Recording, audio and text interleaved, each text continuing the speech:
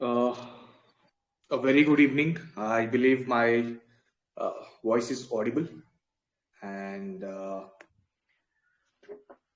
ನನ್ನ ಧ್ವನಿ ನಿಮ್ಗೆಲ್ಲರಿಗೂ ಕೇಳಿಸಿದೆ ಅಂತ ನಾನು ಭಾವಿಸ್ತಾ ಇದ್ದೀನಿ. And welcome you all for the very first session of GURI 2023 Toppers Perspective, um, where the idea is actually to get insights of the toppers themselves who has already qualified in this exam. Especially in the recent few years, ಕಳೆದ ಒಂದೆರಡು ವರ್ಷಗಳಲ್ಲಿ successful candidates ಗಳ idea ನಾವು receive ಮಾಡೋದ್ರಿಂದ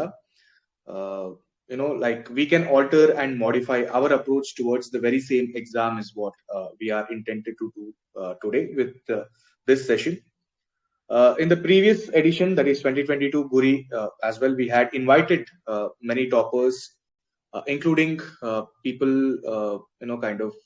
who had given a number of prelims and successfully had reached up till interview sessions as well. So, continuing the same thing, we believe that the same sessions were helpful for the previous edition candidates as well, and continuing the same thing in this year's edition as well.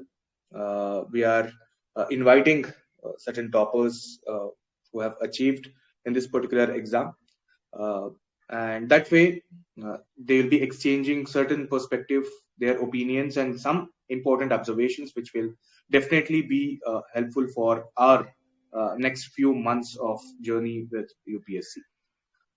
As our first invitee for this year's edition, we have with us Shri Ravinandan B M from our own Hassan district, Karnataka, and he has secured All India rank 455 in 2021 UPSC Civil Services examination.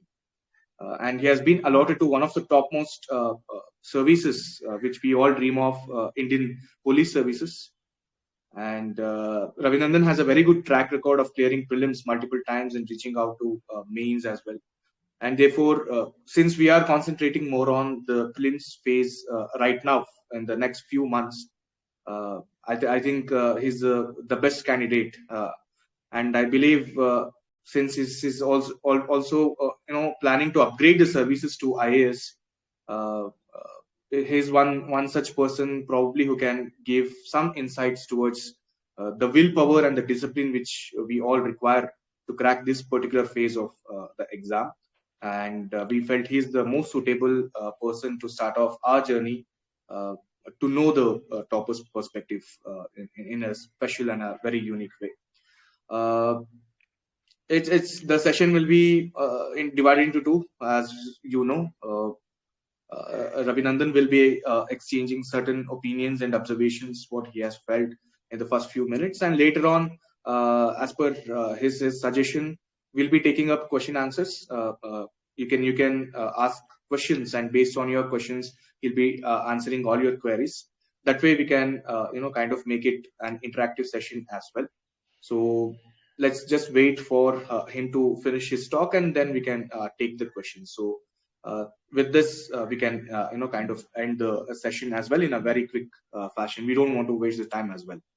So I'll through this, I'm officially welcoming Ravi. Ravi, thank you. Samaya ಕೊಟ್ಟಿದ್ದಕ್ಕೆ ತುಂಬಾ thanks.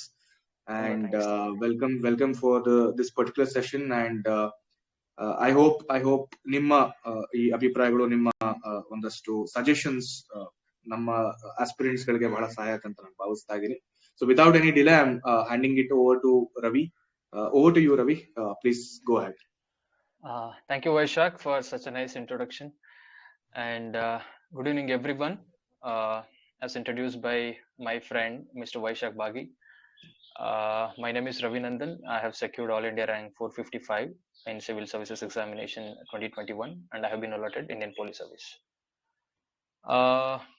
I would like to thank both Mr. Vaishak Bagi and Mr. Dhanush for inviting me to this platform and giving me an opportunity to share my experience, whatever I have gone through for the past 4-5 years in UPSC preparation for the young aspirants. What I would like to do is for first 5 to 6 minutes, I would tell you uh, what did I do during my preparation, what worked for me, and I would want this session to be more interactive because every topper will just share their opinion. I did this, I read this, I referred to these materials, but at the end of the day, a lot of questions will remain in the aspirant's mind. So I want you to ask as many questions as you want to ask me. I will try to answer each and every question in with whatever experience and knowledge I have. So mine was a sixth attempt, and I have given 4 prelims and then 2 times interview. Uh, and then finally, I was able to do it in the in the sixth attempt. My optional subject was Kannada literature. I started my journey of UPSC in 2016 when I gave my first attempt. Uh, but during that time, I never believed in myself that I would clear UPSC one day.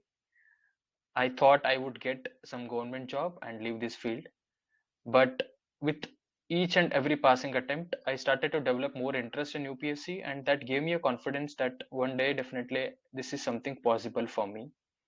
Why I'm telling you this is a lot of new aspirants who are giving their first attempt or second attempt, they will not be having confidence on themselves that they would clear this exam. But trust me, if you have that dedication, if you have that willpower, as mentioned by Vaishak, and discipline, this exam is not a, you know, it's not a difficult deal, as per my opinion. It is certainly something which you can do, but you need a right guidance, you need a right strategy from outside, and from inside of you, you need that willpower and discipline.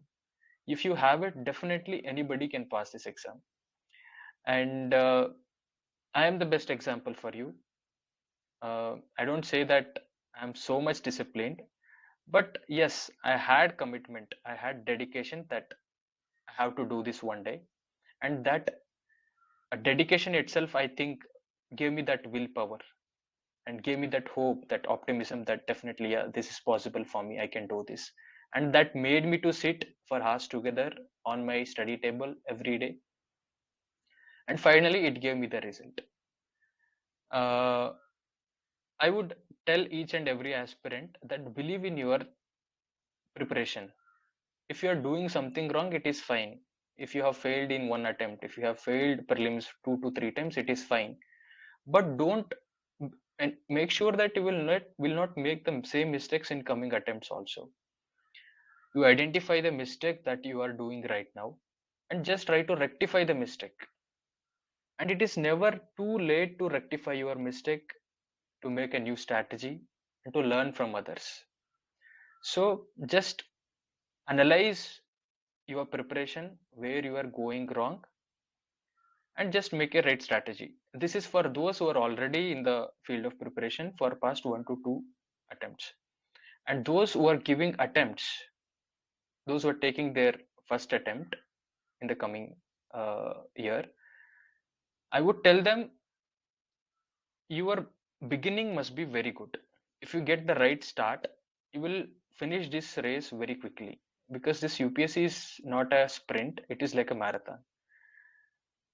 But certainly in 1 or 2 years you can prepare this, provided that you have right guidance, you have right strategy.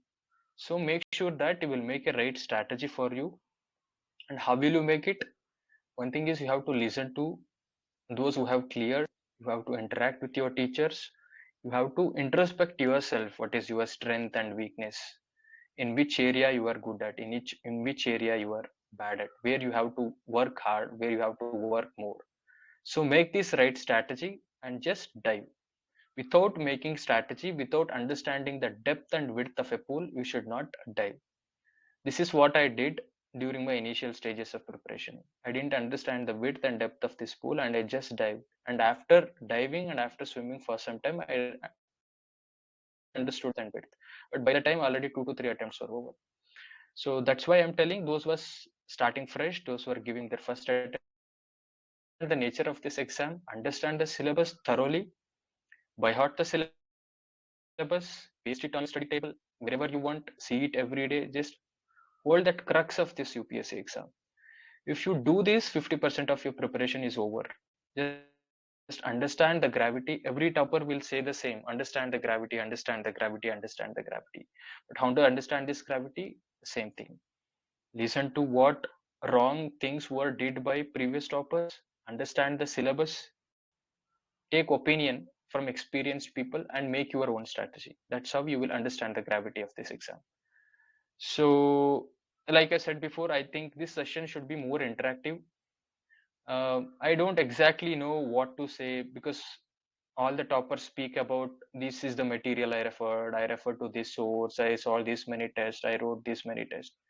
But I want you people to ask me as many questions as possible, whatever the doubt may be it a simple doubt or be it a big doubt. Don't be shy, just ask your doubts. And now the session is all yours. I'm open to questions. I'll take up the questions.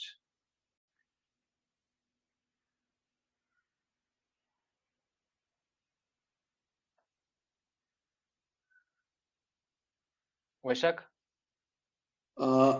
Right. I guess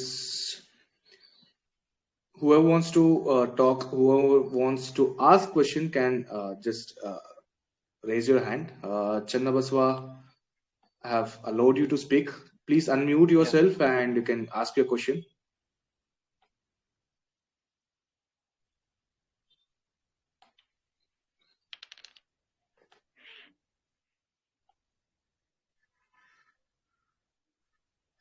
Okay.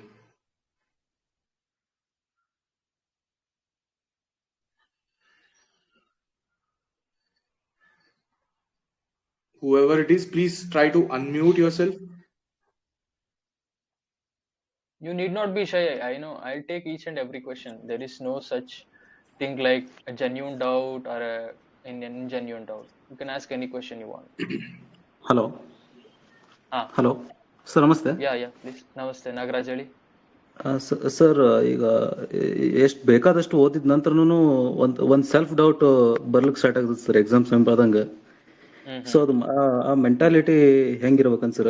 ಓದಿದ ಮೇಲೂ in some corner of mind there will be always a self doubt sir, whether I have completed this or that, whether I have missed something. So what should be the mentality sir? See, UPSC preparation ಏನಂದ್ರೆ there is no end to this. ನೀವು ಎಷ್ಟೇ ಓದಿ ಎಷ್ಟೇ ಸಲ revision ಮಾಡಿ, still some portion will be left out. Nobody can achieve 100% satisfaction. ಯಾರು ಹೇಳಕ್ಕಾಗಲ್ಲ S ನಾನು 100% ಓದಿದ್ದೀನಿ, ಎಲ್ಲ ಸಿಲೆಬಸ್ ನಾನು ಕವರ್ ಮಾಡಿದ್ದೀನಿ, I do everything. This is impossible. This is such an exam. First you understand this. This is the nature of the exam. This is the reality. But put yourself to the best extent possible. ನಿಮ್ಮ maximum efficiency use ಮಾಡಿ ನೀವೆಷ್ಟು preparation ಆಗ್ಬೋದು ಅಷ್ಟು preparation ಆಗೋದಷ್ಟೇ ನಿಮ್ ಕೈಯಲ್ಲಿರೋದು. ನಿಮ್ಗೆ ಆ element of fear ಇದೆ ಅಂತ ಅಂದ್ರೆ you are a serious aspirant ಅಂತ. If you don't have that element of fear, you are not a serious aspirant. ಈ ಎಲಿಮೆಂಟ್ ಆಫ್ ಫಿಯರ್ ಪ್ರತಿಯೊಬ್ಬ ಆಸ್ಪಿರೆಂಟ್ಗೂ ಇರುತ್ತೆ. ಇದು ನನಗೂ ಕೂಡ ಇತ್ತು, ವೈಶಾಖ್ ಅವ್ರಿಗೂ ಇರುತ್ತೆ, ಧನುಷ್ ಅವ್ರಿಗೂ ಇರುತ್ತೆ. Every topper will have this. Because that fear comes because you have put in lot of efforts, you have put in lot of time, and you are serious about your preparation anta. But still, having said that, ನಿಮ್ಮ ಮೇಲೆ ನಿಮಗೆ ನಂಬಿಕೆ ಇರಲಿ. How to counter that fear?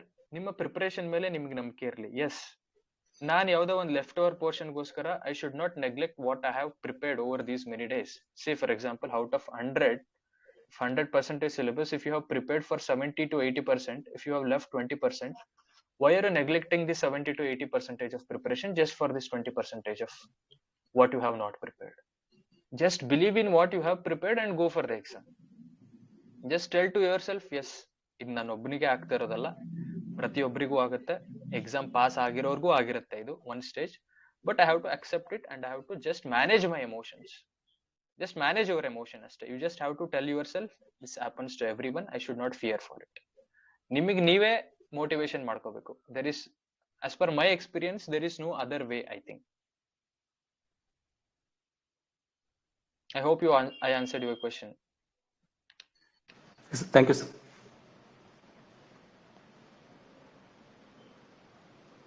Rudresh,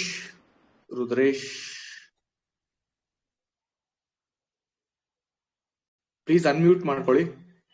mute ಆಗಿದ್ರೆ ದಯವಿಟ್ಟು unmute ಮಾಡ್ಕೊಳ್ಳಿ.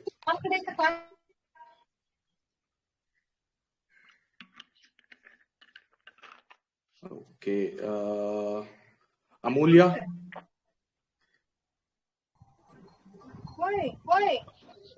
Hello yes yes ಹಾಂ sir, good evening sir. ನಾನು ಗುಡ್ ಈವ್ನಿಂಗ್ ಹೇಳಿ. ಗುಡ್ ಈವ್ನಿಂಗ್ ಹೇಳಿ.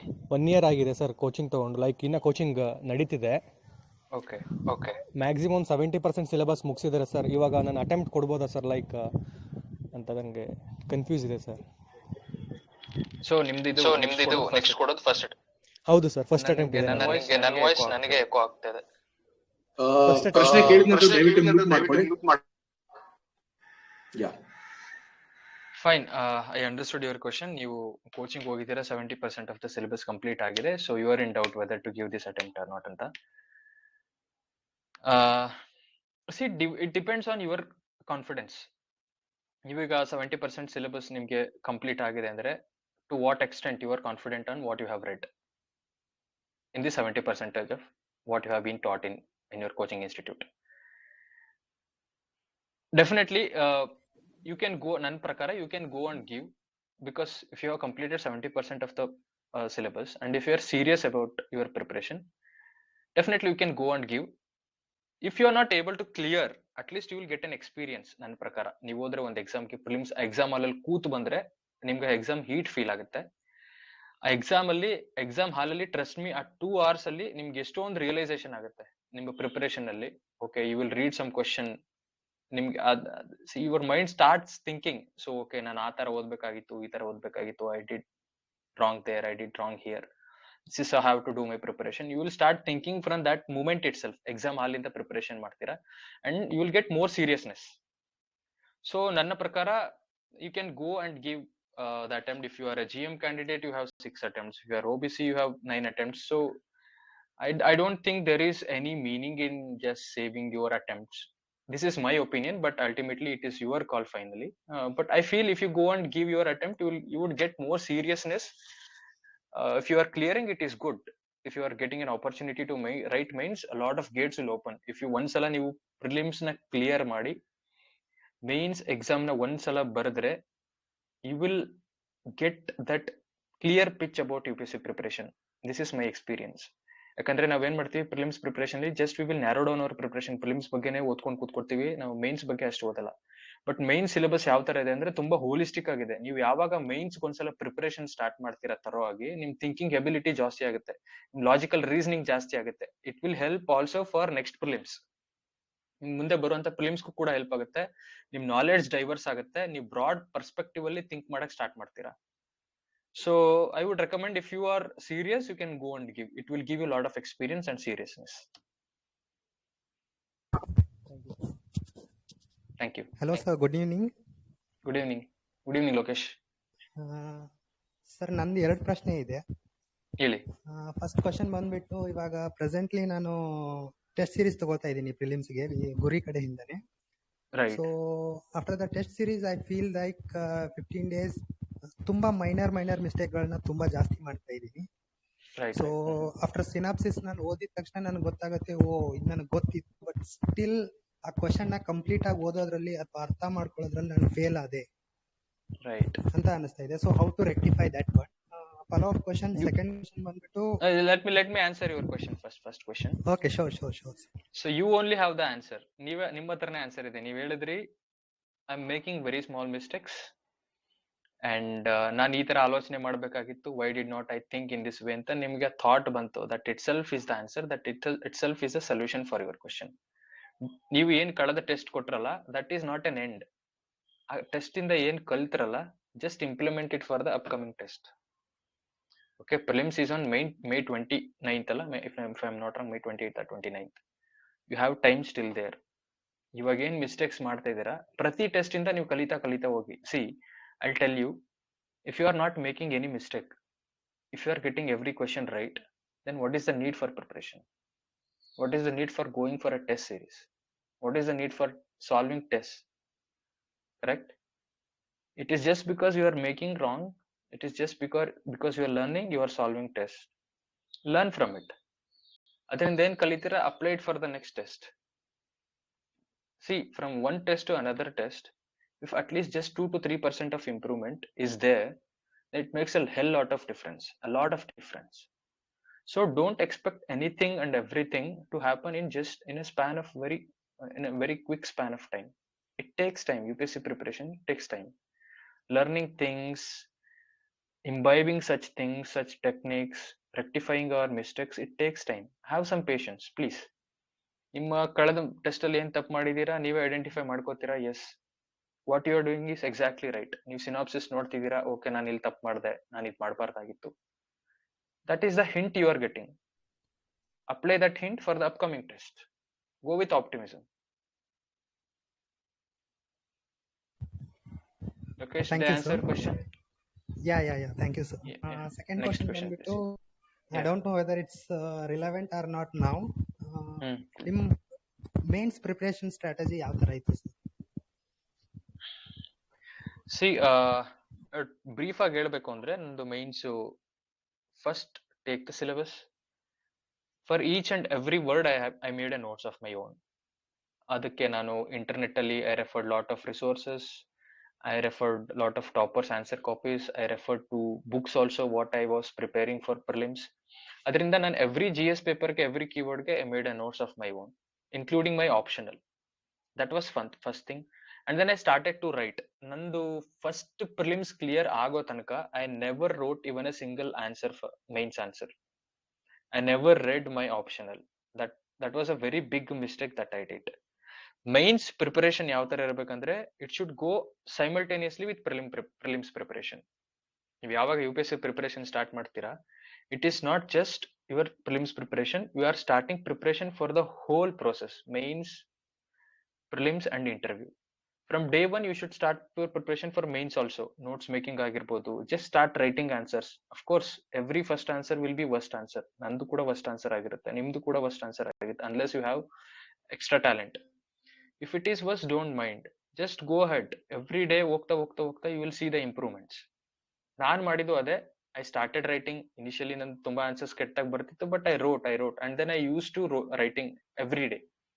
So I focused mainly on two things: notes making and revision. ನಾನು ಏನ್ ಮಾಡಿದ್ದೆ ಅದನ್ನ, ಮತ್ತೆ writing.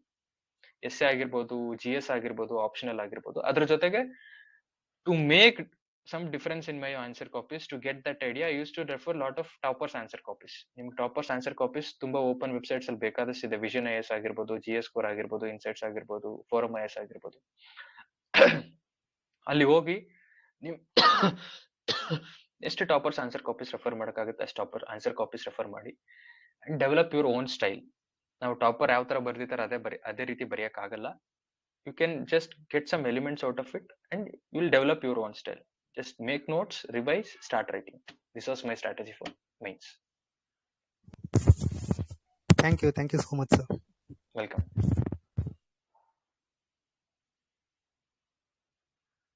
Next question. Shri, I guess wanted to ask a question. Also, Amulya Purushottam, please unmute yourself.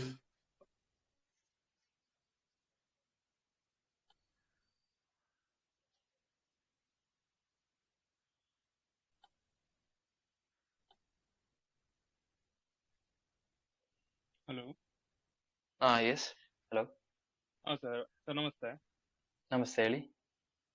Sir ನಾನು ethics ಬಗ್ಗೆ ಕೇಳ್ಬೇಕು ಅನ್ಕೊಂಡಿದ್ದೀನಿ. ಎಸ್ ಹೇಳಿ ಧರ್ಮ ಅವರೇ. ಸರ್ ಎಥಿಕ್ಸ್ ಅಲ್ಲಿ ನಾನು ಆಕ್ಚುಲಿ ಅತುಲ್ ಗಾರ್ಗ್ ಮತ್ತೆ ಲುಕ್ಮಾನ್ IAS ಮತ್ತೆ ಇನ್ನೊಬ್ರು ನಮ್ಮ DK Balaji sir 3 source refer ಮಾಡಿದೆ. ಆಕ್ಚುಲಿ ಇದು ನನ್ನ ಥರ್ಡ್ ಅಟೆಂಪ್ಟ್. ನನಗೆ ಸ್ಟಾರ್ಟಿಂಗ್ ಇಂದ ಅದು ಕಾನ್ಸೆಪ್ಟ್ ಅರ್ಥ ಮಾಡ್ಕೊಳ್ಳೋದಕ್ಕೆ ತುಂಬಾ ಕಷ್ಟ ಆಗ್ತಾ ಇದೆ. ಫಸ್ಟ್ ಅದು ಅರ್ಥ ಆಗಿಲ್ಲ ಅಂತ ಹೇಳಿ ಸೆಕೆಂಡ್ ಒನ್ ಹೋಗಿದ್ದೆ, ಅದು ಅರ್ಥ ಆಗಿಲ್ಲ ಅಂತ ಮತ್ತೆ ಅಗೇನ್ DK ಬಾಲಾಜಿ ಸರ್ ಬಂದೆ. ಅಗೇನ್ ನಾನು ಒಂದು ಮೈನ್ಸ್ ಕ್ವಶನ್ ಡಿಕೋಡ್ ಮಾಡೋದ್ರಲ್ಲಿ ಕಷ್ಟ ಆಗ್ತಾ ಇದೆ ನನಗೆ. ಒಂದು ಡೈಲಿ ಲೈಫ್ ಎಕ್ಸಾಂಪಲ್ ತಗೊಳ್ಳೋಣ ಅಂದ್ರೆ ಅದನ್ನ ಯಾವ್ದಕ್ಕೆ ಸ್ಪೆಸಿಫೈ ಆಗಿ ಇಡ್ಬೋದು, ಯಾವ ಕೀವರ್ಡ್ಗೆ ಅನ್ನೋದು, ಅದ್ರ ಬಗ್ಗೆ ತುಂಬಾ ಗೊಂದಲ ಆಗ್ತದೆ. ಈಸಿ ಮಾಡ್ಕೊಳ್ಳೋದು ಯಾವ ರೀತಿ? ನೀವ್ ಹೇಳಿದ್ರಿ ಯು ರೆಫರ್ಡ್ 3 ಸೋರ್ಸಸ್ ಅಂತ ಫಾರ್ ಎಥಿಕ್ಸ್.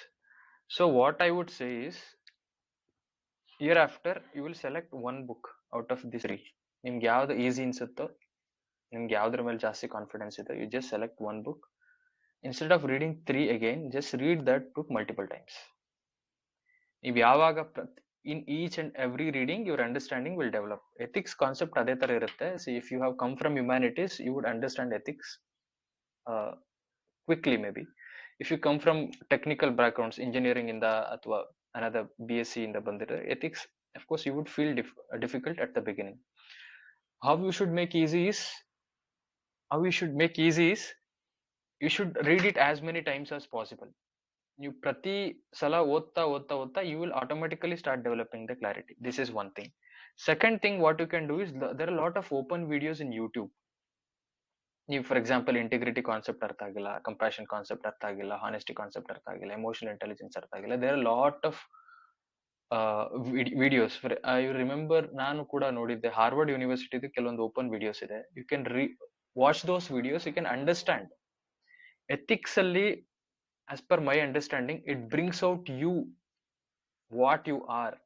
ಈಗ 100 ಜನ ಎಥಿಕ್ಸ್ ಪೇಪರ್ ಬರೀತಿದ್ದಾರೆ ಅಂದ್ರೆ each and every person will write it in their own words, in their own examples, they'll put their own interpretation they will make. So ethics actually reflects your personality, your thoughts and your knowledge. There is no one standard. I understand initially it may be difficult for you to understand the concepts, but revise, re-revise. If you are not able to understand, take the help of YouTube videos, read content, watch videos, make your own notes. ಅದು ಒಂದು. ಮತ್ತೆ daily life examples you are not able to put ಅಂತ ಹೇಳಿದ್ರೆ, ನನಗೂ ಈ ತರ ತುಂಬಾ challenges ಬರ್ತಾ ಇತ್ತು. But how I overcame this is start thinking. ಈಗ ಫಾರ್ ಎಕ್ಸಾಂಪಲ್ ಇಂಟಿಗ್ರಿಟಿ, ಜಸ್ಟ್ ನಿಮ್ಮ ಲೈಫಲ್ಲಿ ಏನೋ ಒಂದು ಯಾವುದೋ ಒಂದು ಘಟನೆ ಆಗಿರುತ್ತೆ, how you adhere to your integrity at that point of moment. You just start introspecting. Okay, ಹಾನೆಸ್ಟಿಗೆ ನನ್ನ ಲೈಫಲ್ಲಿ ನಾನು ಏನ್ ಮಾಡಿದ್ದೀನಿ, ಕಂಪ್ಯಾಷನ್ ನನ್ನ ಲೈಫಲ್ಲಿ ನಾನು ಏನ್ ಮಾಡಿದ್ದೀನಿ. ಯು ಜಸ್ಟ್ ಪ್ರತಿಯೊಬ್ಬ ಮನುಷ್ಯ, ಈಗ ನೀವು ಗ್ರಾಜುಯೇಟ್ ಆಗಿ ಇಲ್ಲಿ ಬಂದಿರ್ತೀರ ಅಂದ್ರೆ these things will have happened. ಖಂಡಿತವಾಗ್ಲೂ ನಮ್ಮ ಲೈಫಲ್ಲಿ ಇವು ಆಗೇ ಇರುತ್ತೆ. ನೀವು ಇಂಟಿಗ್ರಿಟಿಗೆ ನಿಮ್ ಲೈಫಲ್ಲಿ ಒಂದು ಎಕ್ಸಾಂಪಲ್ ಇರುತ್ತೆ, ಕಂಪ್ಯಾಷನ್ ಒಂದಲ್ಲ ಸಾಕಷ್ಟು ಎಕ್ಸಾಂಪಲ್ಸ್ ಇರುತ್ತೆ, ಕಂಪ್ಯಾಷನ್ ಒಂದು ಸಾಕಷ್ಟು ಎಕ್ಸಾಂಪಲ್ಸ್ ಇರುತ್ತೆ, ಹಾನೆಸ್ಟಿಗೆ ಸಾಕಷ್ಟು ಎಕ್ಸಾಂಪಲ್ಸ್ ಇರುತ್ತೆ. ಇದನ್ನ you will understand. One thing ನೀವು ಇಂಟ್ರೋಸ್ಪೆಕ್ಟ್ ಮಾಡಿದ್ರೆ ಖಂಡಿತವಾಗ್ಲು. ಸೆಕೆಂಡ್ ಥಿಂಗ್ ಇಸ್ ನೀವು ಅದನ್ನ ಯಾವ ರೀತಿ ಬರಿಬೇಕು ಪೇಪರ್ ಮೇಲೆ, that is a big challenge. I understand it. For example ನೀವು ಯಾವ್ದೋ ಒಂದು ಇನ್ಸಿಡೆಂಟ್ ನ ನೀವು ಒಂದ್ ಲೈನ್ ಅಲ್ಲಿ ಬರೆಯಕ್ ಆಗದೆ ಇರಬಹುದು. You may take 4 or 5 lines to put that into words on the paper, but num word limit is the biggest challenge. I understand all these difficulties. ನಾನು ಇದಕ್ಕೆ ಹೇಳಿದ್ದು ಟಾಪರ್ಸ್ ಆನ್ಸರ್ ಕಾಪೀಸ್ ನೋಡಿ. ಕೆಲವೊಂದು ಎಕ್ಸಾಂಪಲ್ಸ್ ನ ನಾವು 4-5 ಲೈನ್ ಅಲ್ಲಿ ನಾವು examples ಕೊಡ್ತಿದ್ರೆ they will write it in one line or 2 lines.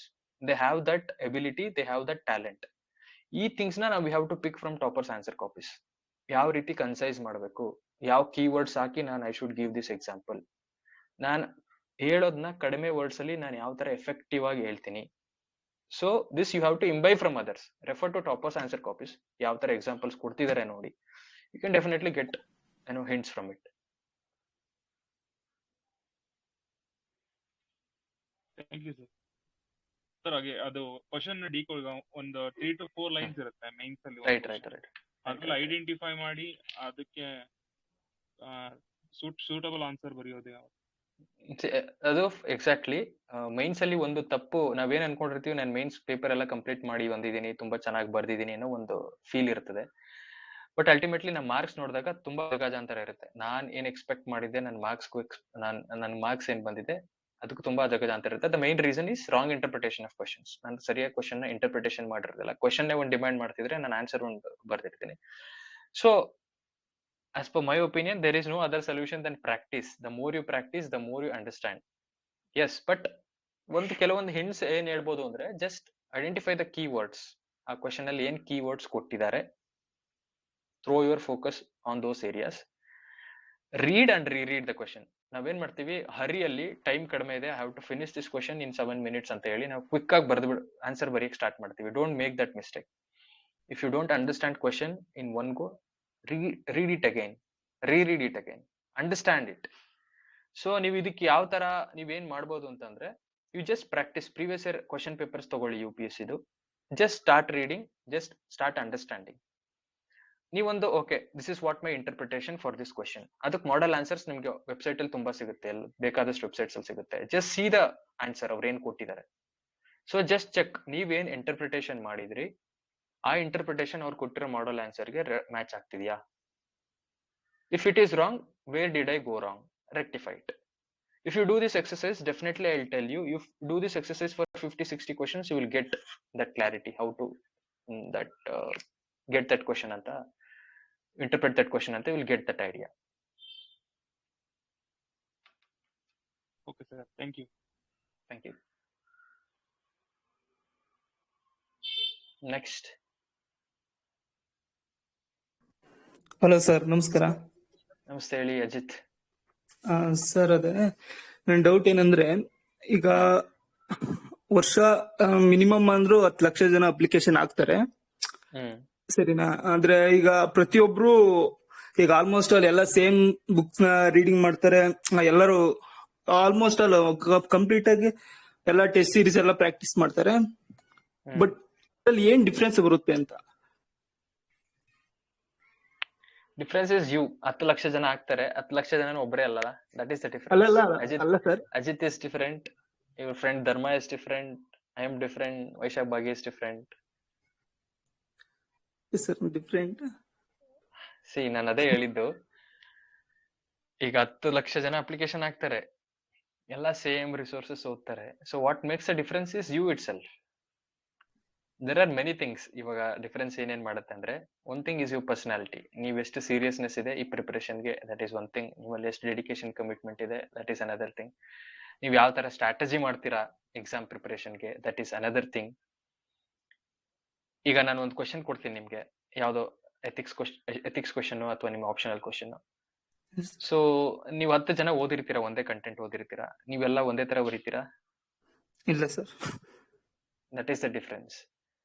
So you want to write a better one than your friend. You want to get good marks, right? Yes.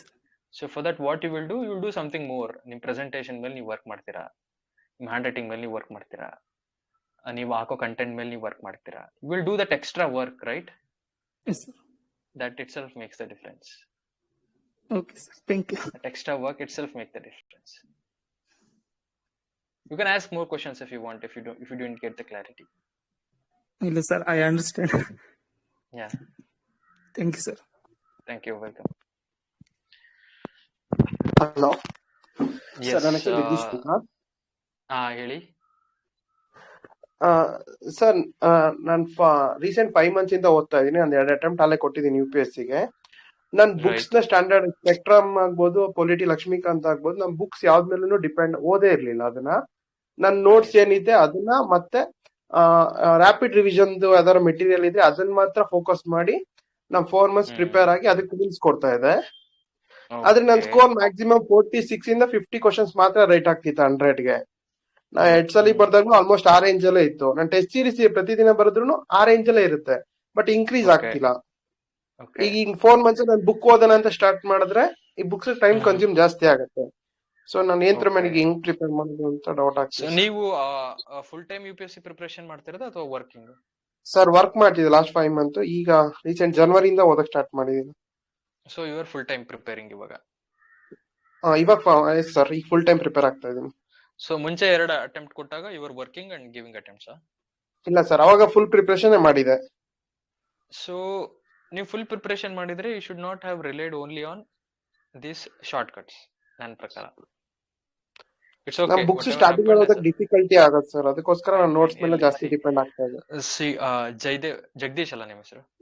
ಹಾ sir, Jagadish. Jagadish ಅವರೇ, C ಒಂದು UPSC ಗೆ short cut ಅನ್ನೋದಿಲ್ಲ sir. ನನ್ನ experience ಪ್ರಕಾರ ಇದು it demands certain minimum effort. ಪ್ರತಿಯೊಂದು ಅಭ್ಯರ್ಥಿ ಯಾರು ಬರಿತಾ ಇರ್ತಾರೆ, ಪರೀಕ್ಷೆ ಪಾಸ್ ಮಾಡ್ಬೇಕಂದ್ರೆ ಮಿನಿಮಮ್ ಎಫರ್ಟ್ ನೀನ್ ನನಗೆ ಕೊಡು, ನಾನು ನಿನಗೆ ರಿಸಲ್ಟ್ಸ್ ಕೊಡ್ತೀನಿ ಅಂತ ಖಂಡಿತವಾಗ್ಲೂ ಕೇಳುತ್ತೆ. ನೀವು ಇದು ರ್ಯಾಪಿಡ್ ರಿವಿಷನ್ ಮೆಟೀರಿಯಲ್ ಆಗಿರ್ಬೋದು ಅಥವಾ ನಿಮ್ದೇ ನೋಟ್ಸ್ ಆಗಿರ್ಬೋದು, ಇದನ್ನ ಮಾಡ್ಕೊಂಡು if you are reaching 45 to 50 it's a very good attempt ನನ್ನ ಪ್ರಕಾರ. ಬಟ್ ನಿಮ್ಗೆ ಎಕ್ಸ್ಟ್ರಾ ಬೇಕು ಅಂದ್ರೆ ಖಂಡಿತವಾಗ್ಲೂ you have to read the ಏನ್ ಸ್ಟ್ಯಾಂಡರ್ಡ್ ಬುಕ್ಸ್ ಇದೆ, you have to read. Because if not for prelims, mains ನಾನು ಈ ಲಿಮಿಟೆಡ್ ರಿಸೋರ್ಸಸ್ ಓದಿ ಖಂಡಿತವಾಗ್ಲೂ ಬರೆಯೋದು ತುಂಬಾ ಕಷ್ಟ ಆಗುತ್ತೆ. ನನ್ನ ಎಕ್ಸ್ಪೀರಿಯನ್ಸ್ ಪ್ರಕಾರ ನಾನು ಹೇಳ್ತಿದ್ದೀನಿ. I don't know how far others. ಕಡಿಮೆ ಮೆಟೀರಿಯಲ್, ರ್ಯಾಪಿಡ್ ರಿವಿಷನ್ ಮೆಟೀರಿಯಲ್ ಆಗಿರ್ಬೋದು ಅಥವಾ ನಿಮ್ದೇ ಕ್ಲಾಸ್ ನೋಟ್ಸ್ ಆಗಿರ್ಬೋದು, ಇದನ್ನಷ್ಟೇ ಓದಿ ನಾನು ಪ್ರಿಲಿಮ್ಸ್ ಪಾಸ್ ಮಾಡ್ತೀನಿ, ಮೇನ್ಸ್ ಕೂಡ ಪಾಸ್ ಮಾಡ್ತೀನಿ, ಸ್ವಲ್ಪ ಕಷ್ಟ ಸಾಧ್ಯ ಅದು ನನ್ನ ಪ್ರಕಾರ. ಏನ್ ಪ್ರೆಸೆಂಟ್ ಫಿಲಿಮ್ಸ್ ಗೆ ಏನ್ ಮಾಡ್ಬೋದು ಸರ್? ಈಗ ಬುಕ್ಸ್ ತಗೊಂಡ್ರೆ ತುಂಬಾ ಟೈಮ್ ಕನ್ಸ್ಯೂಮ್ ಆಗುತ್ತೆ. ನೋಟ್ಸ್ ಪ್ರಿಪೇರ್ ಮಾಡಿದ್ರೆ ಅಥವಾ ಟೆಸ್ಟ್ ಸೀರೀಸ್ ಮತ್ತೆ ನೋಟ್ಸ್ ಅದನ್ನ ಫೋಕಸ್ ಮಾಡಿದ್ರೆ ಒಳ್ಳೇದಂತ. 100% ನೀವು ಇವಾಗ ಏನ್ ಓದಿದ್ರೆ ಅದನ್ನ ರಿವಿಷನ್ ಮಾಡ್ಲೇಬೇಕು. Because only that gives you confidence. ನೀವು ಓದಿರ್ತೀರಾ, ಅಲ್ಲಿ ಬರ್ಕೊಂಡಿರ್ತೀರಾ, ನೋಟ್ಸ್ ಮಾಡ್ಕೊಂಡಿರ್ತೀರಾ, ಯಾವಾಗ ಅದನ್ನ ನೋಡ್ತೀರಾ ಅವಾಗ ನಿಮ್ mind will start believing I have read something ಅಂತ. ಬಟ್ ನೀವು ಕೆಲವೊಂದೊಂದು ಇಂಪಾರ್ಟೆಂಟ್ ಏನಿದೆ ಅದನ್ನ you could read still books. ಇನ್ನು ನಮ್ಗೆ 4 months ಟೈಮ್ ಇರೋದ್ರಿಂದ ಪಾಲಿಟಿ ಆಗಿರ್ಬೋದು, ಮತ್ತೆ ಹಿಸ್ಟ್ರಿ ಕೆಲವೊಂದೊಂದು ಟಾಪಿಕ್ಸ್ ಯು ಕ್ಯಾನ್ ರೀಡ್. ಈಗ ಎಂಟೈರ್ ಬುಕ್ ಸ್ಪೆಕ್ಟ್ರಮ್ ಓದಿ ಮತ್ತೆ ರಿವಿಷನ್ ಮಾಡೋದು, ಅದನ್ನ ಅರ್ಗಿಸ್ಕೊಳ್ಳೋದು ತುಂಬಾ ಕಷ್ಟ, ಐ ಅಂಡರ್ಸ್ಟ್ಯಾಂಡ್. ಬಟ್ ಕೆಲವೊಂದು ಇಂಪಾರ್ಟೆಂಟ್ ಏರಿಯಾಸ್ ಇರುತ್ತೆ, ಅದನ್ನ ನೀವು ತಗೊಂಡು ಓದ್ಬೋದು. ಎನ್ವೈರನ್ಮೆಂಟ್ ಅಂಡ್ ಎಕಾಲಜಿ ಕೂಡ ಅಷ್ಟೇ, ಬೇಸಿಕ್ ಕಾನ್ಸೆಪ್ಟ್ಸ್ ಇರುತ್ತೆ. You can take that and you can understand. ಇವಾಗ ನೀವು ಏನಾಗುತ್ತೆ ಅಂದ್ರೆ ಅಂಡರ್ಸ್ಟ್ಯಾಂಡ್ ರ್ಯಾಪಿಡ್ ರಿವಿಷನ್ ಮೆಟೀರಿಯಲ್ ಆಗಿರ್ಬೋದು ಅಥವಾ ನಿಮ್ ನೋಟ್ಸ್ ಅಲ್ಲಿ ಆಗಿರ್ಬೋದು, ಯಾವ್ದ್ರ ಮೇಲೆ ಫೋಕಸ್ ಮಾಡಿರ್ತಾರೆ ಅಂದ್ರೆ ಜಸ್ಟ್ ಫ್ಯಾಕ್ಟ್ಸ್ ಕೊಟ್ಟಿರ್ತಾರೆ. ದಿಸ್ ಇಸ್ ದಿಸ್ ಅಂತ. ಅದಷ್ಟು ಹೆಲ್ಪ್ ಆಗಲ್ಲ. ಇವಾಗ ನೀವು ಪ್ರಿಲಿಮ್ಸ್ ಟ್ರೆಂಡ್ ನೋಡ್ತಾ ಇದ್ರೆ it is more of analysis kind. Facts ಕೂಡ ಇರುತ್ತೆ, ಅನಾಲಿಸಿಸ್ ಕೂಡ ಇರುತ್ತೆ. ನೀವು ಯಾವಾಗ ಅನಾಲಿಸಿಸ್ ಬೇಸ್ ಮೇಲೆ ಹೋಗ್ತೀರಾ, ಪ್ರಿಲಿಮ್ಸ್ ಬಿಕಮ್ಸ್ ಮೋರ್ ಈಸಿ ನಿಮಗೆ. ಜಸ್ಟ್ ನೀವು ಫ್ಯಾಕ್ಟ್ಸ್ ಫಿಗರ್ಸ್ ನ ಓದ್ಕೊಂಡು ಹೋಗೋದ್ಕಿಂತ ಯಾವಾಗ ಅನಲೈಸ್ ಮಾಡಿ ಸಬ್ಜೆಕ್ಟ್ ನ ಅರ್ಥ ಮಾಡ್ಕೊಂಡು ಹೋಗ್ತೀರಾ, ನಿಮ್ಗೆ ಎಲಿಮಿನೇಷನ್ ಮಾಡೋದು ಈಸಿ ಆಗುತ್ತೆ, ಪ್ರಿಲಿಮ್ಸ್ ಕ್ಲಿಯರ್ ಮಾಡೋದು ಈಸಿ ಆಗುತ್ತೆ. ಫೈನ್. ಇವಾಗ if you have 4 months time ಅಂದ್ರೆ 4 months ಅಲ್ಲಿ ನಾನು ಏನ್ ಮಾಡ್ಬೋದು, ಕೆಲವೊಂದು ಇಂಪಾರ್ಟೆಂಟ್ ಸಬ್ಜೆಕ್ಟ್ಸ್, ಪಾಲಿಟಿ ಆಗಿರ್ಬೋದು, ಹಿಸ್ಟ್ರಿ ಆಗಿರ್ಬೋದು, ಎಕಾನಮಿ ಆಗಿರ್ಬೋದು. ನಾನು ಹೇಳ್ತೇಲು 11th class macro economics book ಇದೆಯಲ್ಲ, it's a very small book. ನೀವು ಕರೆಕ್ಟ್ ಆಗಿ ಓದಿ ಅದನ್ನ ಕಾನ್ಸೆಪ್ಟ್ಸ್ ಎಲ್ಲ ಅರ್ಥ ಮಾಡ್ಕೊಳ್ಳಿ, you will solve 70 to 80% of economic questions in prelims. Static ಏನೇನ್ ಬರುತ್ತೆ, static 70 to 80% you will get correct answer for it. ಅದು it's a small book. So strategise. ಇವಾಗ ನನ್ನ ಹತ್ರ ಟೈಮ್ ಇಲ್ಲ, ಇರೋ ಟೈಮಲ್ಲಿ ನಾನು ಬೆಸ್ಟ್ ಆಗಿ ಯೂಸ್ ಮಾಡ್ಕೋಬೇಕು, ಎಫಿಷಿಯಂಟ್ ಆಗಿ ಯೂಸ್ ಮಾಡ್ಕೋಬೇಕು. ಎಕಾನಮಿ ತುಂಬಾ ವೈಟೇಜ್ ಇರುತ್ತೆ ಪ್ರಿಲಿಮ್ಸ್ ಅಲ್ಲಿ, ಎನ್ವೈರನ್ಮೆಂಟ್ ಅಂಡ್ ಎಕಾಲಜಿ ವೈಟೇಜ್ ಇರುತ್ತೆ, ಜಿಯೋಗ್ರಫಿ ಕೂಡ ಅಷ್ಟೇ. 11th 12th NCERT small books, you can read it, important chapters. So polity ಕೂಡ ಇಂಪಾರ್ಟೆಂಟ್ ಚಾಪ್ಟರ್ಸ್ ಎಲ್ಲೆಲ್ಲಿಂದ ಬರ್ತಾ ಇದೆ, previous year questions parliament chapter ಇಂದ ಬರುತ್ತೆ, ಸೆಂಟ್ರಲ್ ಸ್ಟೇಟ್ ರಿಲೇಷನ್ಸ್ ಇಂದ ಬರುತ್ತೆ, ಎಲೆಕ್ಷನ್ ಕಾನ್ಸ್ಟಿಟ್ಯೂಷನಲ್ ಬಾಡೀಸ್ ಇಂದ ಬರುತ್ತೆ, fundamental rights, TPSP, philosophical topics ಬರುತ್ತೆ. ಸೊ ಇಂಥ ಟಾಪಿಕ್ಸ್ ಹಾಟ್ ಏರಿಯಾಸ್ ಯಾವ್ದಾವ್ದಿದೆ, just go and understand topics there. This would be my suggestion to you. Thank you.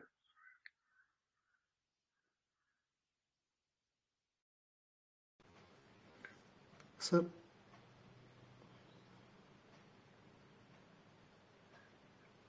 Next.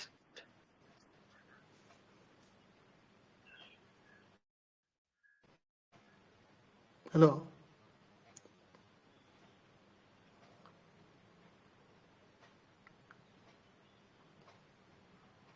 Sir sir ನಿಮ್ದು mains ಆಗದೆ ಇದ್ದಾಗ ಏನ್ ತಪ್ಪು ಮಾಡಿದ್ದೆ ಅನ್ಸ್ತು ನಿಮ್ಗೆ, ಹೇಗೆ ರೆಕ್ಟಿಫೈ ಮಾಡಿದ್ರಿ ಸರ್? ನಂದು ಫಸ್ಟ್ ಮೈನ್ಸ್ ಅಲ್ಲಿ ನಾನು ದೊಡ್ಡ ತಪ್ಪು ಮಾಡಿದಂದ್ರೆ ಅಲ್ಲಿ ತನಕ ನಾನು ಆನ್ಸರ್ ರೈಟಿಂಗ್ ಸ್ಟಾರ್ಟೇ ಮಾಡಿರ್ಲಿಲ್ಲ. ನಾನು ಒಂದು ಆನ್ಸರ್ ಕೂಡ ಬರ್ದಿರಲಿಲ್ಲ. ಪ್ರಿಲಿಮ್ಸ್ ಆದ್ಮೇಲೆ ನಂದು ಪ್ರಿಲಿಮ್ಸ್ ಕಾನ್ಫಿಡೆನ್ಸ್ ಬಂದ್ಮೇಲೆ ನಂದು ಮೈನ್ ಪ್ರಿಲಿಮ್ಸ್ ಆಗುತ್ತೆ, I am going to write mains ಅಂತ ಹೇಳಿದಾಗ I started writing. But I did not get that grip in just 2 to 3 months, but I did my best whatever possible. Next attempt, ಇವಾಗ attempt mains ಆಗ್ಲಿಲ್ಲ. Next attempt ಏನ್ ಮಾಡ್ಬೇಕಾಯ್ತು, ನಾನು ಒಂದು I have to focus on writing. Writing is very much important. That's what I realized in my previous attempt. And I did not have notes ಇರ್ಲಿಲ್ಲ, ನಂದೇ ಆದಂತ notes. So I started making notes for every topic. Like I said, for every subject, in every GS paper, for every topic I had my 1 A4 size sheet paper ಅಲ್ಲಿ notes ಇರ್ತಿತ್ತು for every topic. This I did. I started writing.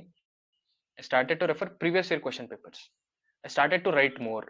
ಯಾಕಂದ್ರೆ ನನಗೊಂದು realise ಆಗಿದ್ದು, mains ಬರೆದ್ರೇನೆ this is the game ಅಂತ. So ಕೆಲವ್ರಿಗೆ ಇರುತ್ತೆ ಬರೆಯೋ ಕಲೆ, they will get it. But ನನಗೆ ಬರೆಯೋ ಕಲೆ ಇರಲಿಲ್ಲ. I had to develop it over a period of time through practice. So ಇದು ನಾನು ಮಾಡಿದ್ದು when I realise my mistakes.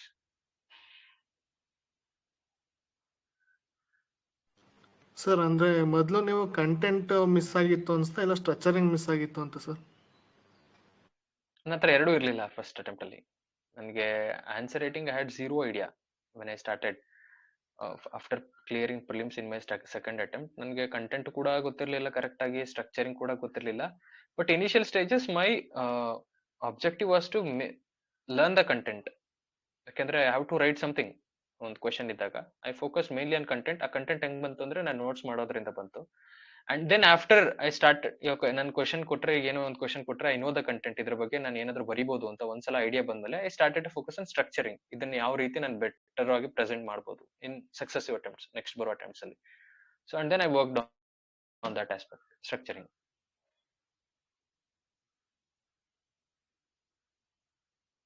Thank you, sir. This is same for my optional also.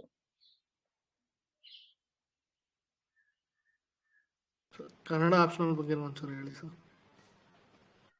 ಏನ್ ಕೇಳಿ, ಏನ್ ಹೇಳ್ಬೇಕಂತ? ಅದೇ ಅದರಲ್ಲಿ ಮತ್ತೆ ಏನು ಮಿಸ್ ಮಾಡಿದ್ರೆ ಅದನ್ನ ಹೆಂಗ್ ಇಂಪ್ರೂವ್ ಮಾಡಿದ್ರೆ ಸರ್? ಅದು ಸೇಮ್ ಇದೇ ತರ ಸೇಮ್ ನನ್ನ ಹತ್ರ ನೋಟ್ಸ್ ಇರ್ಲಿಲ್ಲ ಸ್ಟಾರ್ಟಿಂಗ್ ಅಲ್ಲಿ. ಕನ್ನಡ ಆಪ್ಷನ್ ನಂದೇ ಆದಂತ ನೋಟ್ಸ್ ಇರ್ಲಿಲ್ಲ. ಬಟ್ ನಾನು ಮಾರ್ಕೆಟ್ ಅಲ್ಲಿ ಎಷ್ಟೊಂದು ಇನ್ಸ್ಟಿಟ್ಯೂಟ್ಸ್ ಟೀಚರ್ಸ್ ನೋಟ್ಸ್ ಇದೆ, ಅದನ್ನೆಲ್ಲ ಕಲೆಕ್ಟ್ ಮಾಡಿದೆ. ನಮ್ ಸೀನಿಯರ್ಸ್ ಇದ್ರು, ಅವ್ರ ನೋಟ್ಸ್ ಕಲೆಕ್ಟ್ ಮಾಡಿದೆ. ಅದರಿಂದ ನಂದೇ ಆದಂತ ಒಂದು ನೋಟ್ಸ್ ನಾನು ಬರೀಲಿಕ್ಕೆ ಸ್ಟಾರ್ಟ್ ಮಾಡಿದೆ. ಕೋವಿಡ್ ಟೈಮ್ ನಾನು ತುಂಬಾ ಚೆನ್ನಾಗಿ ಬಳಸ್ಕೊಂಡೆ ನೋಟ್ ಮೇಕಿಂಗ್ ಅಲ್ಲಿ. ಸೊ ನಾನು ಏನ್ ಮಾಡಿದೆ ಅಂದ್ರೆ, ಕಳೆದ ಒಂದು 5-6 ವರ್ಷದ ಪ್ರಶ್ನೆಗಳಿಗೆ ಪ್ರಿವಿಯಸ್ ಇಯರ್ ಕ್ವಶನ್ ಪೇಪರ್ಸ್ ಏನಿದೆ ಅದಕ್ಕೆಲ್ಲದಕ್ಕೂ ಆನ್ಸರ್ ಬರೀತಾ ಹೋದೆ. ಈ ಫಾರ್ ಎಕ್ಸಾಂಪಲ್ ಸತ್ಯ ಹರಿಶ್ಚಂದ್ರ ಕಾವ್ಯ ಅಂತ ಬಂದ್ರೆ ಏನೇನ್ ಥೀಮ್ಸ್ ಇದೆ previous year question papers 5-6 years ಅಲ್ಲಿ.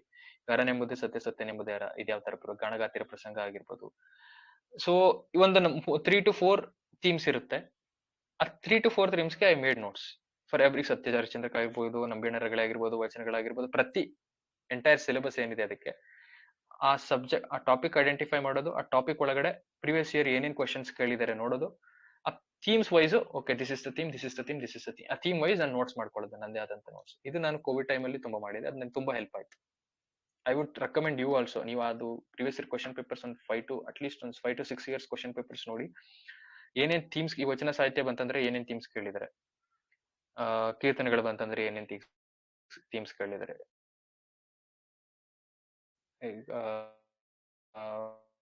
ಮತ್ತಿನ್ನ ಕಾವ್ಯಮೀಮಾಂಸೆ ಆಗಿರ್ಬೋದು, ಅದೆಲ್ಲ ಡೈರೆಕ್ಟ್ ನೇರವಾಗಿ ಪ್ರಶ್ನೆಗಳು ಬರುತ್ತೆ, ಭಾಷೆ ನೇರ ಪ್ರಶ್ನೆಗಳು ಬರುತ್ತೆ.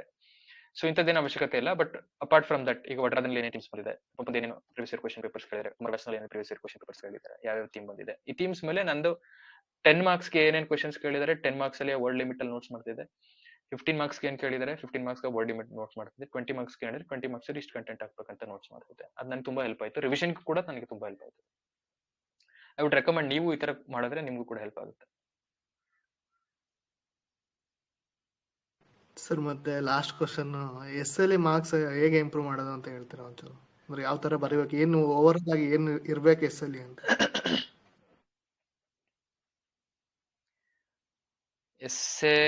S is becoming more difficult. S L score ಮಾಡ್ತಾ ಇರೋದು ಇವಾಗ ಇತ್ತೀಚೆಗೆ ನೋಡಿದ್ರೆ, ನಾವು ಕಳೆದ ಒಂದ್ 2-3 ವರ್ಷದಿಂದ ಎಸ್ ಎಲ್ ಮುಂಚೆ ತರ ಸ್ಕೋರ್ ಆಗ್ತಿಲ್ಲ. ಡೆಫಿನೆಟ್ಲಿ ಈಗ ಏನ್ ಮಾಡ್ಬೇಕಂದ್ರೆ ಏನಾದ್ರೂ ಇನೋವೇಷನ್ ಮಾಡ್ಲೇಬೇಕು. ಸೊ ಒಂದು ಖಂಡಿತವಾಗ್ಲೂ ಕೆಲವೊಂದು ಬೇಸಿಕ್ಸ್ ಇದೆ ಎಸ್ಸೆಗೆ. ಮಾಮೂಲಿ ನಿಮ್ದು ಫ್ಲೋ ಚೆನ್ನಾಗಿರ್ಬೇಕು, ಕೊಹೆರೆನ್ಸ್ ಇರಬೇಕು ಒಂದು ಪ್ಯಾರಾಗ್ರಾಫ್ ಇಂದ ಇನ್ನೊಂದು ಪ್ಯಾರಾಗ್ರಾಫ್ಗೆ. You have to write a good introduction and conclusion. ಮತ್ತೆ you have to just analyse the topic.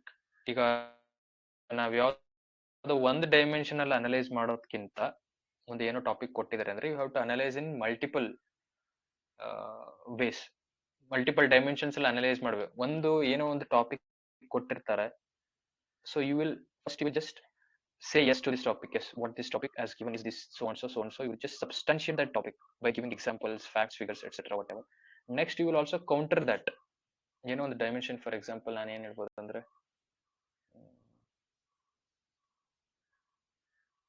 For example ಯಾವುದೋ ಒಂದು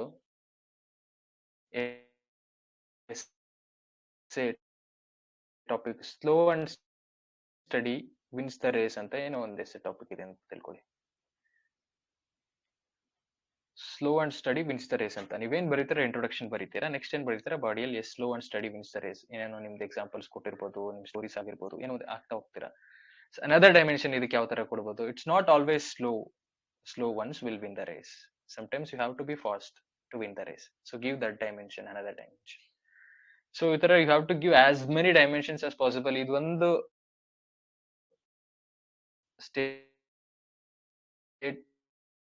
ಸ್ಟೇಟ್ಮೆಂಟ್ ಅಲ್ಲಿ you can give multiple dimensions,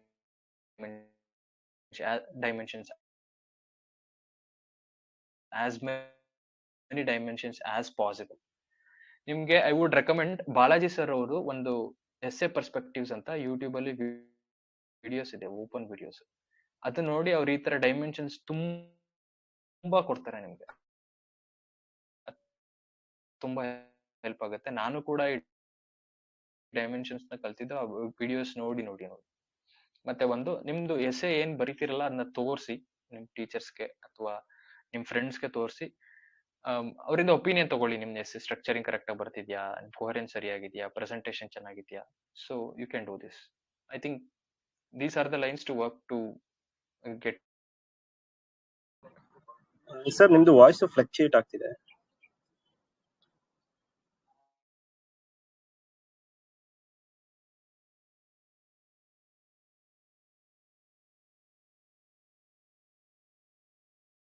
I think there is some network issue.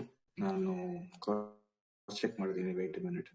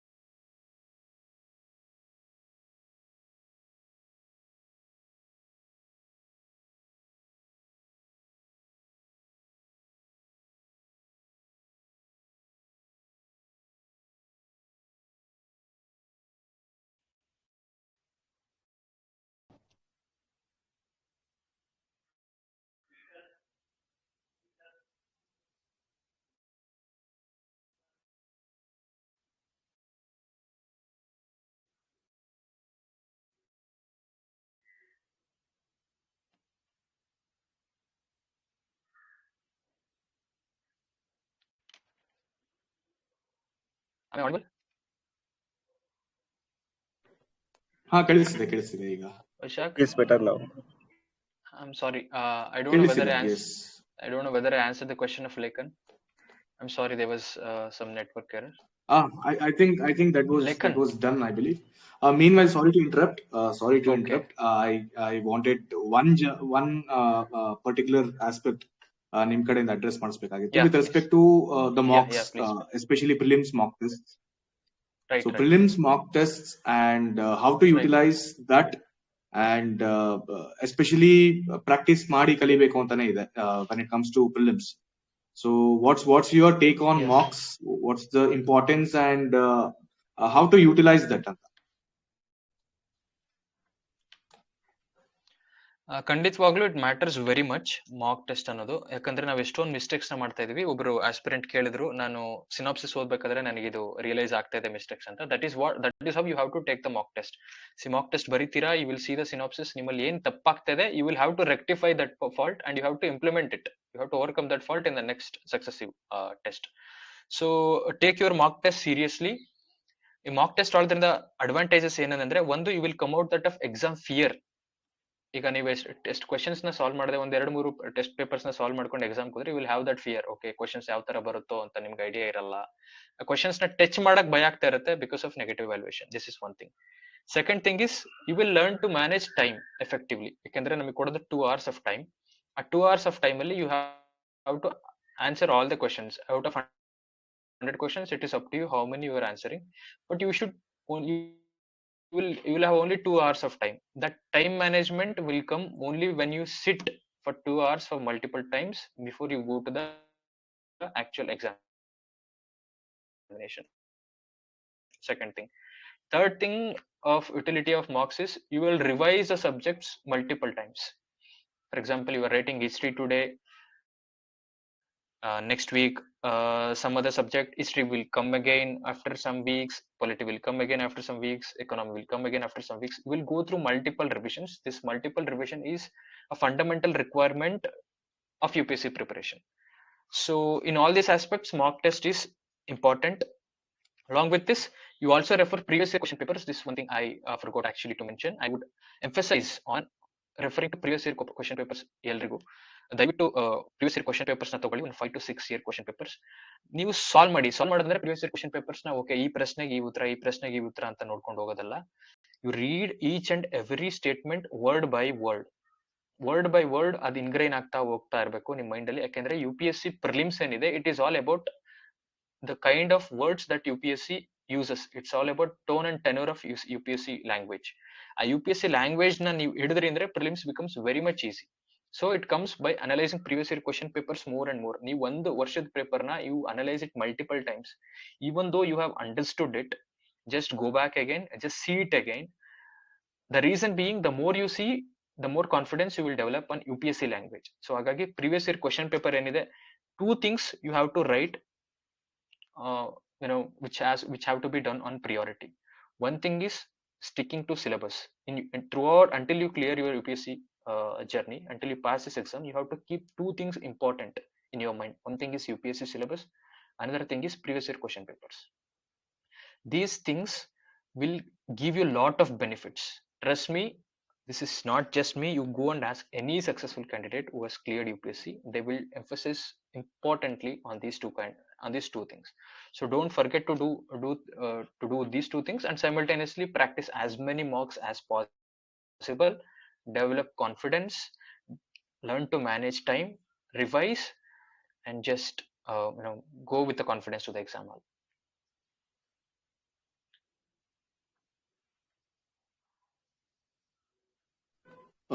Anyone else? Anyone else wants to ask question? Please unmute yourself and ask your question. If they don't want to ask, I have one important issue to tell them. Shall I go ahead? ಹೇಳಿ.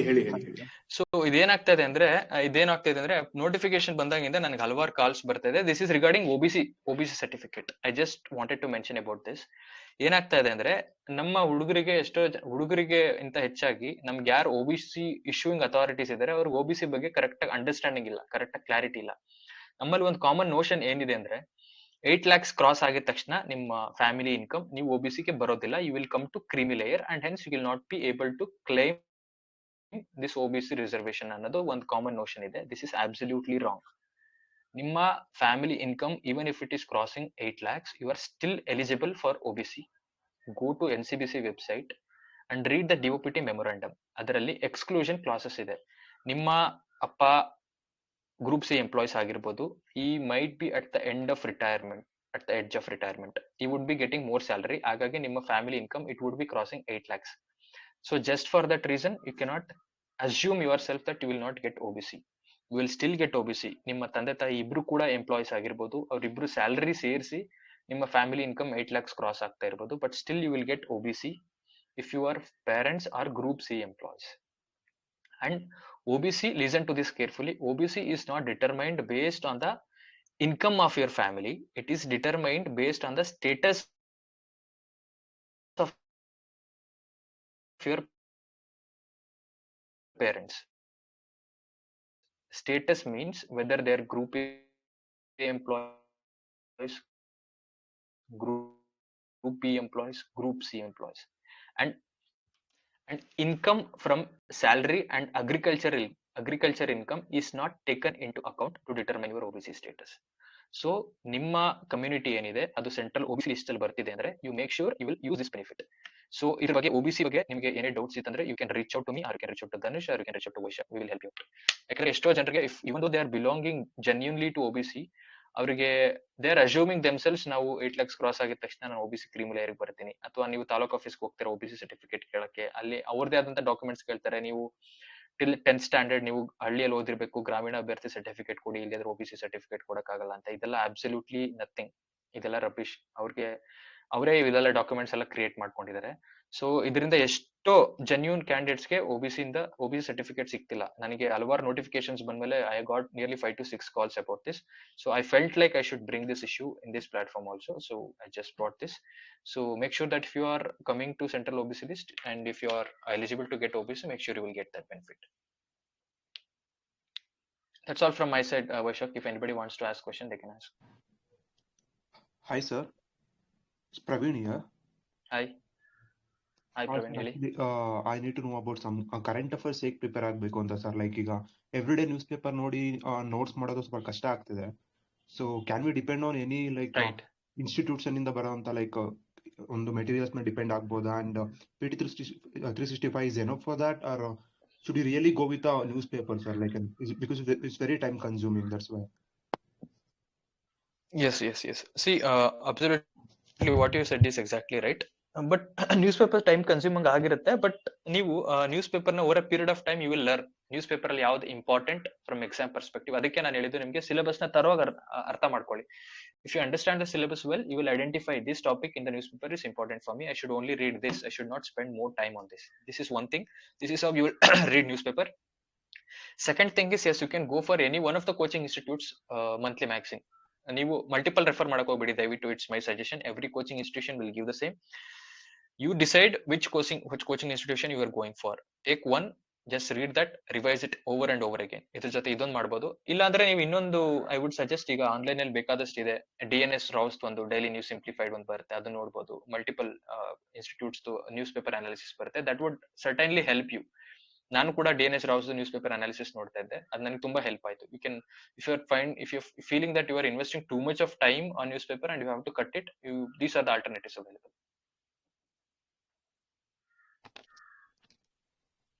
Thank you, sir. Welcome. ಆಯ್ತು sir. Sir, ಇದು every mock test ತಗೊಂಡ್ಮೇಲೆ ನನಗೆ ಅದು revision ಮಾಡೋದಕ್ಕೆ 5 hours ತಗೊಳ್ತಾ ಇದೆ. So ಅದನ್ನ effectively ಯಾವ ತರ ಕಟ್ ಡೌನ್ ಮಾಡಬಹುದು ಅಂತ ಸ್ವಲ್ಪ ಹೇಳಿ. ಕರೆಕ್ಟ್. ಅದು ಇಟ್ ಟೇಕ್ಸ್, ಯಾಕಂದ್ರೆ ನನಗೂ ಕೂಡ ಫಸ್ಟ್ ಮಾಕ್ ಟೆಸ್ಟ್ ಮಾಡಾದ್ಮೇಲೆ ಎಂಟೈರ್ ಸಿಲೆಬಸ್ ಸಿನಾಪ್ಸಿಸ್ ಓದಕ್ಕೆ 100% ಟೈಮ್ ತಗೊಳುತ್ತೆ. If you are in the initial phase of preparation, it happens for everyone. But ನೀವು ಹೋಗ್ತಾ ಆಟೋಮೆಟಿಕಲಿ ಟೈಮ್ ಕಡಿಮೆ ಆಗುತ್ತೆ. ಯು ವಿಲ್ ಆಲ್ಸೋ ರಿಯಲೈಸ್, ಯಾಕಂದ್ರೆ ಯಾವ್ದೋ ಒಂದು ಟಾಪಿಕ್ ಈ ಟೆಸ್ಟ್ ಅಲ್ಲಿ ಬಂದಿರೋದು ಮತ್ತೆ ಬರುವಂತ ಟೆಸ್ಟ್ ಗಳಲ್ಲಿ ಅದೇ ಟಾಪಿಕ್ ಅಪಿಯರ್ ಆಗ್ಬೋದು, and you will cut the time there. But still you have to be very careful when it comes to time management. You cannot invest so much of time on few things. So you try to enhance your reading speed. ಕೆಲವೊಂದ್ಸಲ ಮತ್ತೆ ಎಷ್ಟು ಬೇಕೋ ಅಷ್ಟು exam perspective ಗೆ ಒಂದು question ಇಂದ ಹಿಂದೆ ಮುಂದೆ ಎಲ್ಲ ಕೊಟ್ಟಿರ್ತಾರೆ. ಯಾವ್ದೋ ಒಂದು ಕ್ವೆಶನ್ ಇತ್ತಂದ್ರೆ ಅದೆಲ್ಲ ಅವಶ್ಯಕತೆ ಇರಲ್ಲ. ಆ ಕ್ವೆಶನ್ ಏನ್ ಡಿಮ್ಯಾಂಡ್ ಮಾಡ್ತಾ ಇದೆ, what is important from examination perspective, just read it and move ahead. And fix a time. See, ಇಷ್ಟು ನಾನು ಈಗ ಸಿನಾಪ್ಸಿಸ್ ತಗೋತೀನಿ, I have to finish it in 3 hours maybe ಅಂತ ನೀವು ಟೈಮ್ ಸೆಟ್ ಮಾಡ್ಕೊಂಡ್ರೆ you will try to finish it. If not in 3 hours, at least half an hour maybe you might be taking extra, or 1 hour maybe you might be taking extra. Set that limit. Sure, sir. Hello. Yes. ಹೇಳಿ. Good evening, sir. Sir, actually question ಬಂದ್ಬಿಟ್ಟು ಇದು UPSC certificate fill long time ಇದೆ. ಇದು date issue ಕೊಟ್ಟಿದ್ರಲ್ಲ sir? Right. ಸ್ವಲ್ಪ ನಿಮ್ಮ clarity ಇಲ್ಲ ನಿಮ್ಮ voice ನನಗೆ. ಸರ್ ಡೇಟ್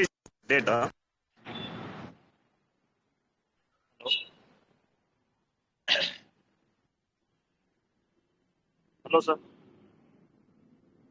ಹೇಳಿ, ಕೇಳ್ತಾ ಹೇಳಿ ಇವಾಗ. ಹೇಳಿ ಕೇಳ್ತಾ ಇದೆ, ಹೇಳಿ.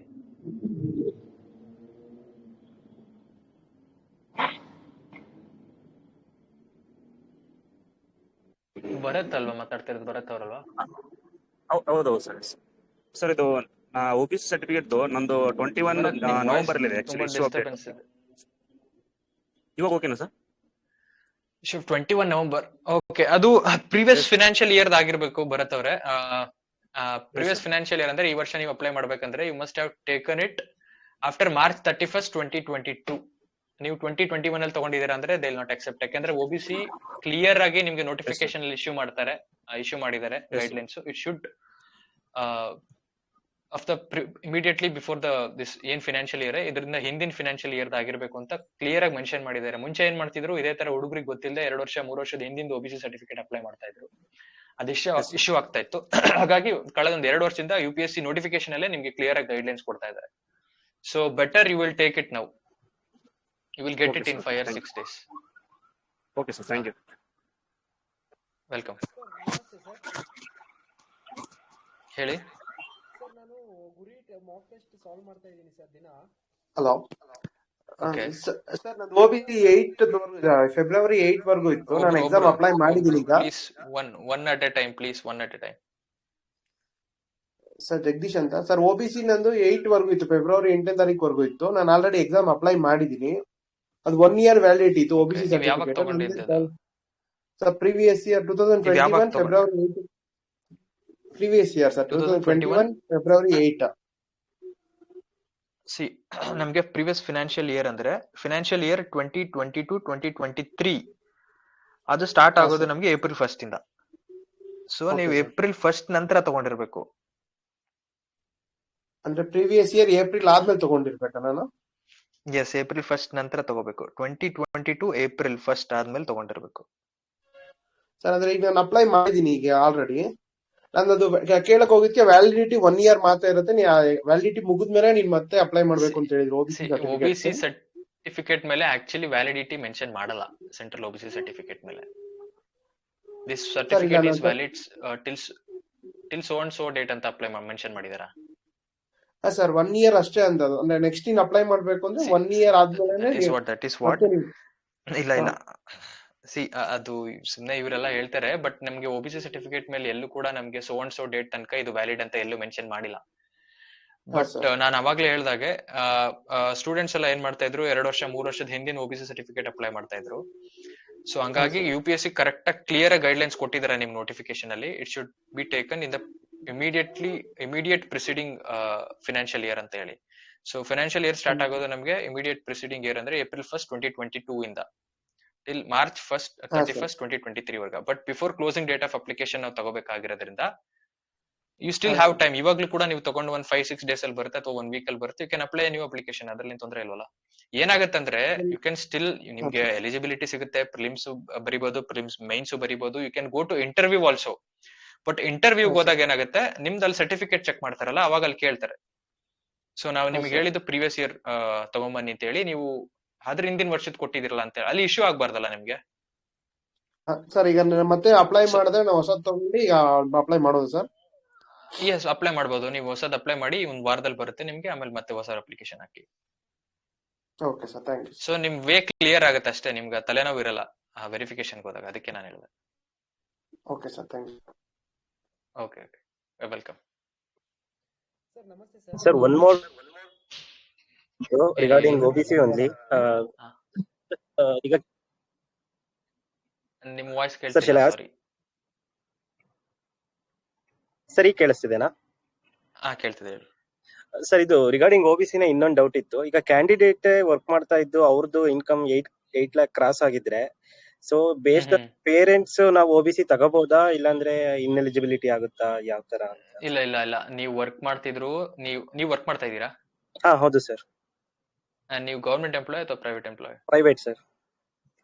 See, it is not determined based on the income of the candidate. It is determined based on the status of parents. Okay, ನಿಮ್ ಇನ್ಕಮ್ ಕನ್ಸಿಡರ್ ಮಾಡಲ್ಲ. You can still claim OBC.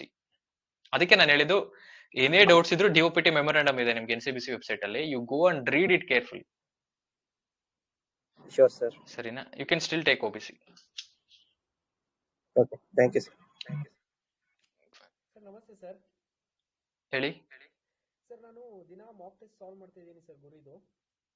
Okay sir, ಏನಾಗ್ತದೆ, daily 50 question solve ಮಾಡಬೇಕಾದ್ರೆ like ನಾನು categorise ಮಾಡಬೇಕಾದ್ರೆ like question ಒಂದು ಗೊತ್ತಿಲ್ಲ, ಅದ್ರ ಬಗ್ಗೆ ಓದೇ ಇಲ್ಲ, ಸೊ ಅದು ನ್ಯೂ ಇನ್ಫಾರ್ಮೇಶನ್ ಅಂತ ಕನ್ಸಿಡರ್ ಮಾಡ್ತೀನಿ. ಇನ್ನೂ ಒಂದು ಗೊತ್ತಿತ್ತು ಬಟ್ ಮರ್ತೋಗಿದೆ, ರಿವಿಷನ್ ಮಾಡಬೇಕು, ರಿಟ್ರೈವ್ ಮಾಡಕ್ಕೆ ಪ್ರಾಬ್ಲಮ್ ಆಗ್ತಾ ಇದೆ, ಕನ್ಫ್ಯೂಷನ್ ಆಗ್ತಾ ಇದೆ ಅಂತ ಹೇಳಿ ಅದನ್ನ ಇನ್ನೊಂದ್ಸಲ ರಿವೈಸ್ ಮಾಡಿ ಸಿನಾಪ್ಸಿಸ್ ಓದಿ ಅದು ಕ್ಲಾರಿಟಿ ಸಿಗ್ತಾ ಇದೆ ಸರ್. ಓಕೆ. ಆಮೇಲೆ ಸಮ್ ಕ್ವಶನ್ಸ್ ಅಲ್ಲಿ ಲೈಕ್ ಏನೋ ಒಂದು ಡಾಟಾ ಏನೋ ತಪ್ಪು ಮಾಡಿರ್ತಾರೆ, ಲೈಕ್ ಡಾಟಾ ಏನೋ ತಪ್ಪಿರುತ್ತೆ, ಅದನ್ನ ನಾನು ಈಗ ಈ ಡಾಟಾ ತಪ್ಪಿರುತ್ತೆ ಅಂತ ಎಲಿಮಿನೇಟ್ ಮಾಡ್ಬೋದು ಅಂತ ಒಂದು 2-3 ಟೆಸ್ಟ್ ಅಲ್ಲಿ ಅನ್ಕೊಂಡೆ. ಬಟ್ ಅದನ್ನ ಒಂದು 4ನೇ ಟೆಸ್ಟ್ ಅಲ್ಲಿ ಅಟೆಂಪ್ಟ್ ಮಾಡಕ್ ಹೋದೆ. ಬಟ್ ಒಂದೊಂದ್ ಕಡೆ ಡಾಟಾ ಎಲ್ಲ ಕರೆಕ್ಟ್ ಕೊಟ್ಟಿದ್ರು. ಸೊ ಲೈಕ್ ನನಗೆ ಮ್ಯಾಕ್ಸಿಮಮ್ ಏನ್ ಅನಿಸ್ತಾ ಇದೆ ಅಂದ್ರೆ, ಫಿಲಿಮ್ಸ್ ಓಕೆ ಗೊತ್ತಿಲ್ಲ ಬಟ್ ಏನೋ ಒಂದ್ ಸ್ವಲ್ಪ ಕನ್ಫ್ಯೂಷನ್ ಇರುತ್ತೆ, ಅದ್ರ ಗೇಮ್ ಆಫ್ ನಾಲೆಡ್ಜ್ ಅನಿಸ್ತಾ ಇದೆ. ಬಟ್ ಯಾಕೆ ಮಾರ್ಕೆಟ್ ಅಲ್ಲಿ ಲೈಕ್ ಎಲಿಮಿನೇಷನ್ ಮೆಥಡ್ ಬಹಳ ನಿಮ್ಗೆ ಫಿಲಿಮ್ಸ್ ಲೈಕ್ ಏನೋ ನಿಮ್ಗೆ ಲಾಜಿಕ್ ಇರಬೇಕು, ಲಾಜಿಕಲ್ ಓರಿಯೆಂಟೆಡ್ ಅಂತ ಫುಲ್ ಎಂಫಸೈಸ್ ಮಾಡ್ತಾರಲ್ಲ ಸರ್, ಅವಾಗ ನಮ್ ಕಾನ್ಫಿಡೆನ್ಸ್ ಸ್ವಲ್ಪ ಡಿಮೋಟಿವೇಟ್ ತರ ಆಗ್ತಾ ಇದೆ. ಇದನ್ನ ಹೆಂಗ್ ಹ್ಯಾಂಡಲ್ ಮಾಡೋದು ಅಂತ ಗೊತ್ತಾಗ್ತಾ ಇಲ್ಲ ಸರ್. ಸಿ, ಒಂದು ರಿವಿಷನ್ ಮಾಡಿ ಹೆಚ್ಚು ಜಾಸ್ತಿ, ಸರಿನಾ? ನೀವೇ ಹೇಳಿದ್ರಿ ಕೆಲವೊಂದೊಂದು ರಿವಿಷನ್. ನಮ್ ಸ್ವಲ್ಪ ಮ್ಯೂಟ್ ಮಾಡ್ತೀರಾ ದಯವಿಟ್ಟು, ನನ್ನ ವಾಯ್ಸ್ ನನಗೆ ಕೇಳ್ತಾ ಇದೆ. ಸೊ ನೀವೇ ಹೇಳಿದ್ರಿ ಕೆಲವೊಂದೊಂದು ಕ್ವೆಶನ್ಸ್ ನಾನು ಓದಿದ್ದೀನಿ ಬಟ್ ಈ ಸಮಯದಲ್ಲಿ ನೆನ್ಪು ಬರ್ತಿಲ್ಲ ಅಂತ. ಅದನ್ನ how you can overcome is through multiple revisions, ಅದು ಒಂದು. ಮತ್ತೆ ನನ್ನ ಎಕ್ಸ್ಪೀರಿಯನ್ಸ್ ಪ್ರಕಾರನು there is a logic to solve UPSC prelim questions. ನಾನು ಅದೇ ಹೇಳ್ದಂಗೆ, just you cannot presume every data is wrong, or you cannot presume every fact is wrong. ಕೆಲವೊಂದ್ ಕಡೆ ಫ್ಯಾಕ್ಟ್ ಇರೋದು ತಪ್ಪಿರೋದು ಇರುತ್ತೆ, ಕೆಲವೊಂದ್ ಕಡೆ ಸರಿ ಇರೋದು ಇರುತ್ತೆ. You need to have some logical reasoning. ಅದನ್ನೇ ನಾನು ಹೇಳಿದ್ ಲಾಜಿಕಲ್ ರೀಸನಿಂಗ್. ಈಗ just rejecting a data just on a presumption that it will be wrong has no logical reasoning, but using your knowledge and thinking on it and taking a decision is what is logical reasoning. So this you have to apply. Logical reasoning ಹೇಳ್ತಿರಲ್ಲ ನೀವು market ಅಲ್ಲಿ ಹೇಳ್ತಾರೆ, logical reasoning ಬೇಕು question solve ಮಾಡಕ್ಕೆ ಅಂದ್ರೆ, ಅದೇ ತರ ಯಾವುದೋ ಒಂದು ಡೇಟಾ ನೋಡಿದ ತಕ್ಷಣ I will not simply reject it just for the reason that it is a data. I'll just check what is the statement. Is this data is in coordination with what the statement is telling? So then I'll take a call on it. So this is what is logical reasoning. Idu 100% barutte. You refer to previous year question papers of UPSC and just try to analyze it. Just understand that knowledge and understand that language of UPSC over a period of time. If you work more, you will definitely get over a period of time.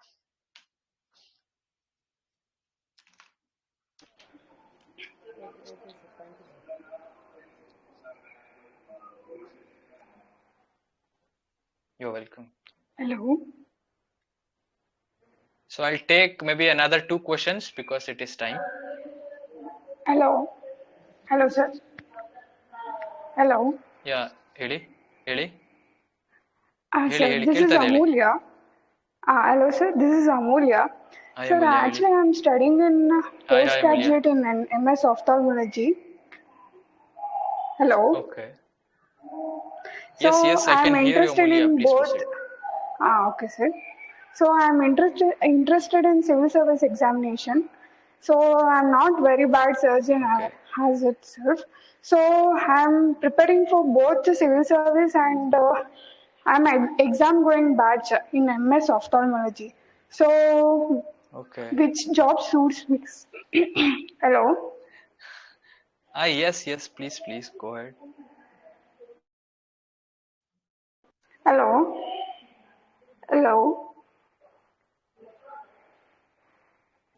Okay, Ravi, I guess it's about career choice. The question is about the career choice, and what's your take on that? That's the thing. Yeah, it is difficult. It is ನನಗೂ answer ನೋಡಿ. Ultimately they have to decide. Each and everyone will be having their own passion in their life. I will tell you, UPSC is not everything in life. Just by passing UPSC, you cannot just like think I have done everything in life and my life is over. Life is much more bigger than UPSC. Ultimately, it's you who will identify what you want. If you are choosing UPSC, if it is your passion, if it gives you happiness tomorrow while working in the field, you go for it. If being an ophthalmologist gives you more happiness, you go for it. There is nothing bigger than other things. Actually, initially I was not interested. I know becoming a collector, I would not say is collector. Hello. Everything is great. Hello, sir. Initially, I was not interested while joining ophthalmology, but as of now, I passed 2 years. I don't believe in that. It is up to you. Where you find happiness, where you have the passion, go for it. Okay, there was some technical issue here. Go ahead, Amulya. Please go ahead. You were asking something. Sir.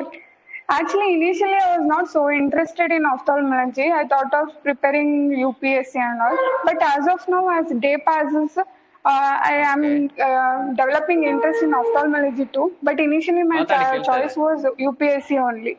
So what is the better option for me? I am little confused. Sir. Yeah, please complete your question. Sir, initially when I was joining ophthalmology, I was not so interested. As day passes off, I was a little more interested in ophthalmology. But at the same time, I'm interested in UPSC also. What is my best choice, sir? Right. So right now I'm interested in both UPSC and ophthalmology. So what will be my choice, sir? See, Amulya, I cannot comment on your Yeah. So if I join UPSC service exams also, can I get an option to practice ophthalmology somewhere in between like that?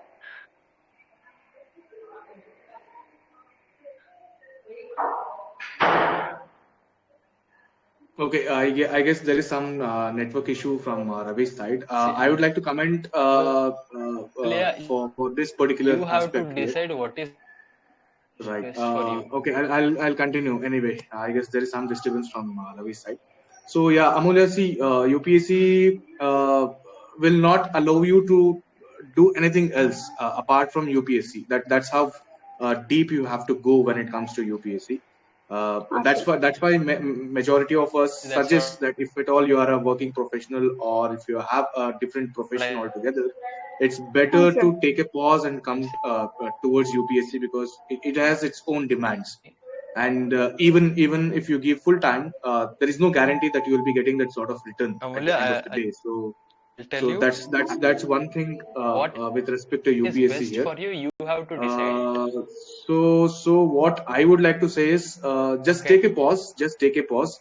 And if you are really interested with respect to UPSC, you can just spend one whole year with UPSC, or say around 6 to 8 months with respect to UPSC, and just see what it's all about with respect to the subjects, the demand it requires from your side, or what efforts you will have to put in order to at least kind of get to know the whereabouts of UPSC. If it's your cup of tea, you can continue with that. If you develop some interest and if you want to go ahead with this, you can go ahead with that. Otherwise, I don't think there will be any candidate or any person who is kind of into the service already will be suggesting you to take up two things at a time. So just focus on one thing right now. If it's your technical aspects, you can continue with whatever you are choosing as your profession. But UPSC has its own demands for which you will have to completely sacrifice everything else. That's one biggest condition which you'll have to consider when it comes to UPSC. So based on that, you can kind of take a call is what I believe. Okay, sir. Thank you.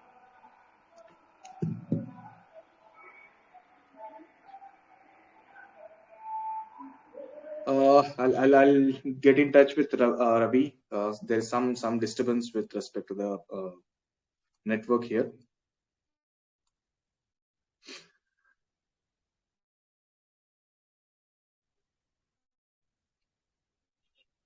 Ravi ಅದು ಸ್ವಲ್ಪ network issue ಆಗ್ತಾ ಇದೆ. ಒಂದು video and audio ಸ್ವಲ್ಪ pass ಆಗಿತ್ತು. ಇಲ್ಲ, ಮತ್ತೆ join ಆಗಿ ನೋಡಿ. Now, am I audible now? Vishak? ಹೇಳಿ ಕೇಳಿಸ್ತಾ ಇದೆ ಈಗ. You can continue with audio itself. Video ಏನ್ ಬೇಕಿಲ್ಲ ಅಂತ ಅನ್ಕೊಳ್ತೀನಿ. Yeah, right. Am I audible now? Yes, sir. Yeah. Two questions max. We will end this. If there is anything very particular about prelims, very crucial doubts, I think we can please prioritize prelims questions. Yeah. Yes, go ahead. Sir what is the golden range? Like ಎಲ್ಲರೂ ಈಗ 80 question attend ಮಾಡ್ಬೇಕು, 90+ attend ಮಾಡ್ಬೇಕು, 72 75 attend ಮಾಡ್ಬೇಕು, ಈ ತರ ಹೇಳ್ತಾರೆ. ನಾವೀಗ suppose accuracy ಈಗ ಒಂದು 60ಗೆ ನಾವು ಓಕೆ ಇದ್ರಲ್ಲೇ ಆಗುತ್ತೆ ಅನ್ನೋ ತರ ಇದ್ದಾಗ್ಲೂ ಕೆಲವೊಂದ್ಸಲಿ ಈ ತರ ಇದರಿಂದ ನಾವು ಇನ್ಕ್ರೀಸ್ ಮಾಡ್ಬೇಕೇನೋ ಅನ್ನೋ ಒಂದು ಡೌಟ್ ಬರುತ್ತೆ ಸರ್. ನಿಮ್ ಸಜೆಷನ್ ಏನು? ಓಕೆ, ನನ್ನ ಸಜೆಷನ್ ಇದ್ರ ಬಗ್ಗೆ ಏನಂದ್ರೆ, ಪ್ರತಿಯೊಬ್ಬರಿಗೂ ಅವ್ರದೇ ಆದಂತ ಒಂದೊಂದು ಅಡ್ವಾಂಟೇಜಸ್ ಇರುತ್ತೆ.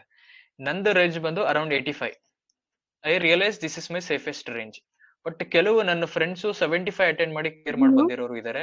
100. Hello. Can you please speak in English? We cannot understand. I'm sorry. Yeah, coming to how many questions you have to attend.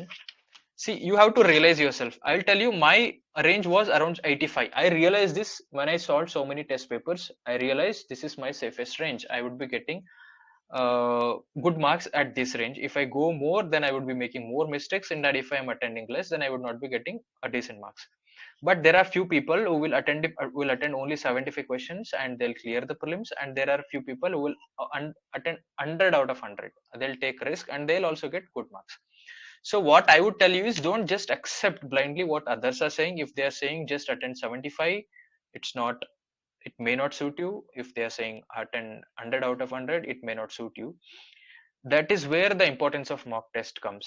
You just realize which is the safest range for you in the mock test. You attend 100 out of 100 in 2 to 3 tests, or 4 or 5 tests maybe, and you realize and you get to know whether you are making more mistakes when you are attending 100 out of 100 questions.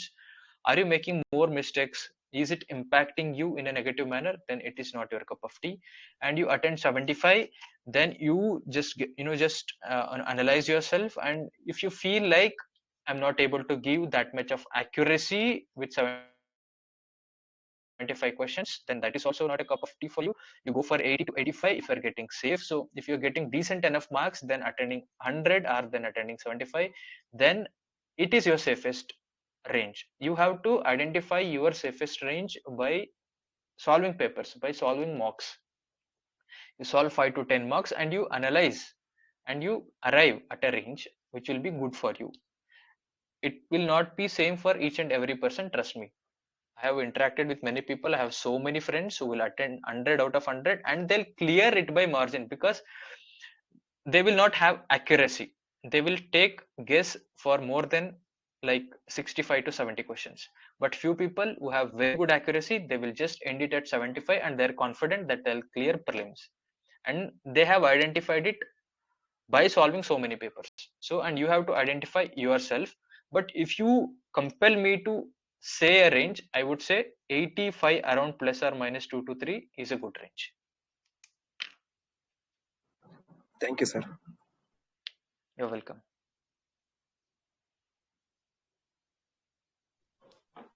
Next, last question. Any more questions? Okay. I think. Okay. Someone wants to speak. Hello, sir. ನಂದು ಒಂದು question ಇದೆ. Yeah, please. Study ಈಗ preparation time ಅಲ್ಲಿ ಸ್ವಲ್ಪ health upsets ಆಗ್ತಾ ಇರುತ್ತೆ. Right. So ಒಂದ್ಸತಿ ನಮ್ದು plan schedules as per plan ನಡೆಯೋಲ್ಲ. ಸೊ ಆ ಟೈಮ್ ಅಲ್ಲಿ ನಾವು ನೆಕ್ಸ್ಟ್ ಪ್ಲಾನ್ ನ ಕಂಟಿನ್ಯೂ ಮಾಡ್ಬೇಕಾ, ಅದನ್ನ ಪೌಸ್ ಮಾಡಿ ಬೇರೆ ಟೈಮ್ ಅಲ್ಲಿ ಬ್ಯಾಕಪ್ ಆಗಿ ಅದನ್ನ ಕಂಟಿನ್ಯೂ ಮಾಡ್ಬೇಕಾ? ಬಿಕಾಸ್ ಆತರ ಆಯ್ತು ಅಂದ್ರೆ ಮೈಂಡ್ ಸೆಟ್ ಫುಲ್ ಇದಾಗ್ಬಿಡುತ್ತೆ. ಪಾಸಿಟಿವ್ ಆಗಿ ಯಾವ ರೀತಿ ಇರ್ಬೇಕಾಗುತ್ತೆ? Yes, exactly. Idu one thing you understand, it happens with everyone. Health issues happen with everyone. And if you have, like, say for example, if you set a target in 1 week, I have to finish Polity Lakshmikant book, you may not be able to finish it in 1 week. So the thing is, at least you are doing something. See, 100% target nobody can achieve. If you're keeping 100% target and if you are achieving 70 to 80%, then it is good. Your preparation is in line with the demand of the exam. Just understand this, nobody is 100% perfect here and nobody can achieve 100% perfection. I understand when we are not able to meet our targets, we will feel frustrated, we'll feel like demotivated that I'm not doing things rightly, but it happens with everyone.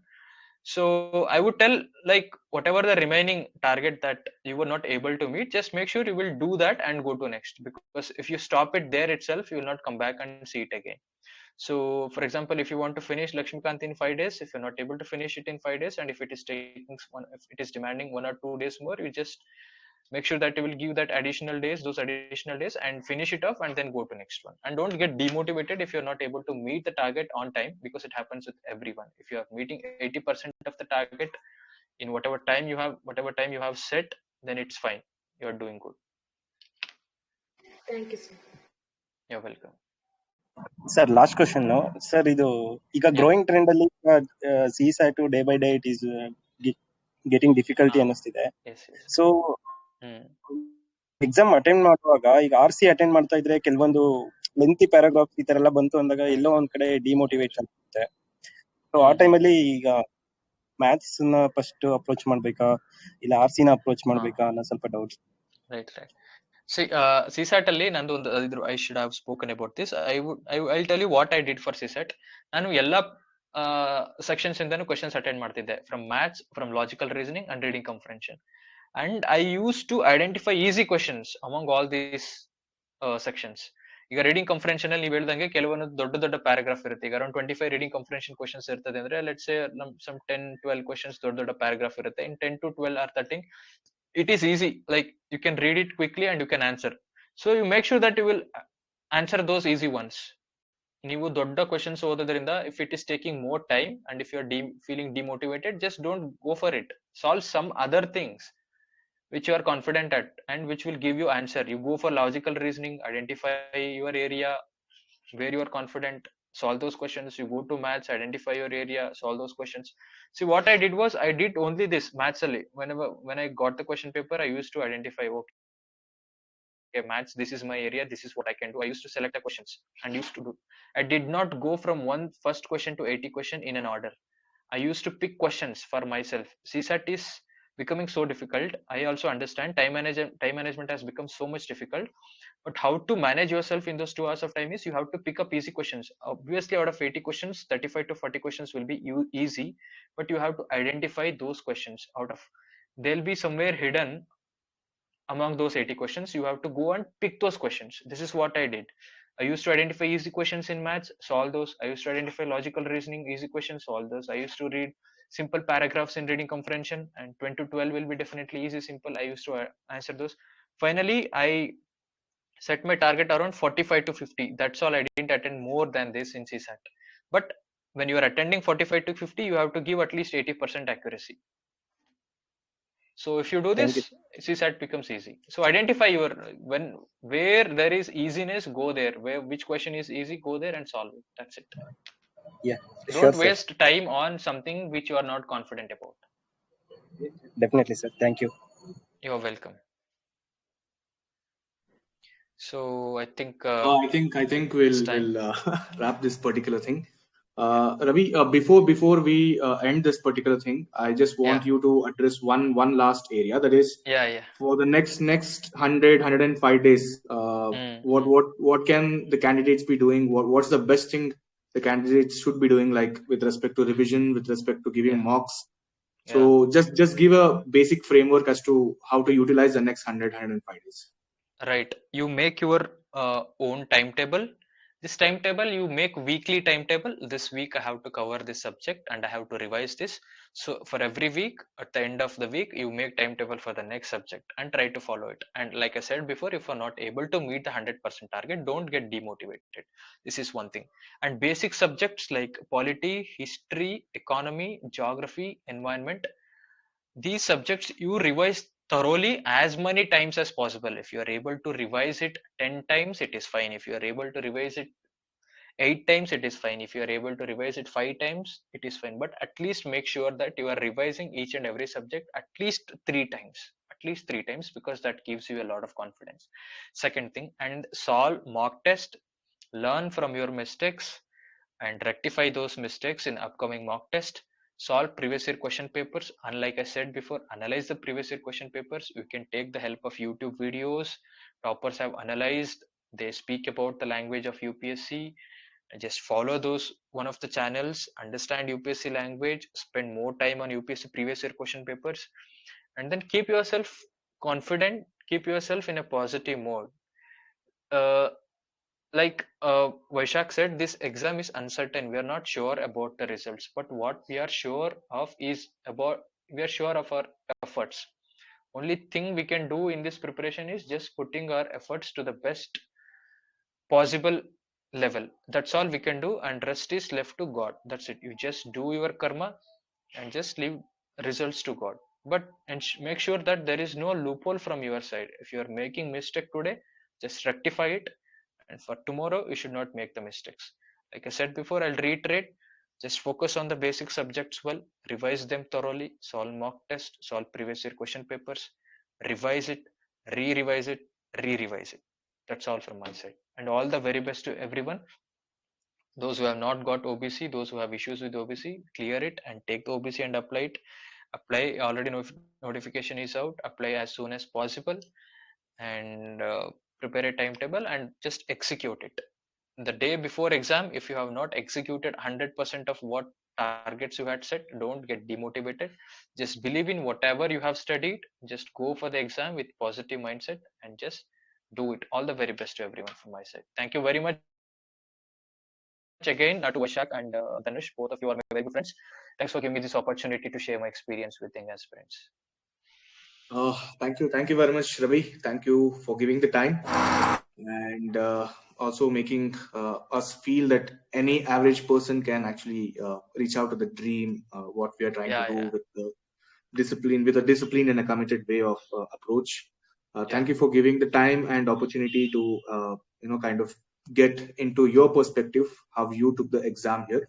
And I believe all the candidates here, aspirants here, have got some, at least one or two information which they were really not aware of just right now. So thank you again, Ravi, and all the very best for you also. I just believe thank you, Vaishak. You'll be coming back to Karnataka as an IAS officer, and I wish to see that. All the best to you also, Vaishak. Thank you. And all the very best to everyone. And we'll continue with this session from another perspective in the next session. Thank you, everyone, and thank you, Ravi. And thank you. Have a Shall I leave? good study session. Thank you. Bye. Thank you. Bye bye.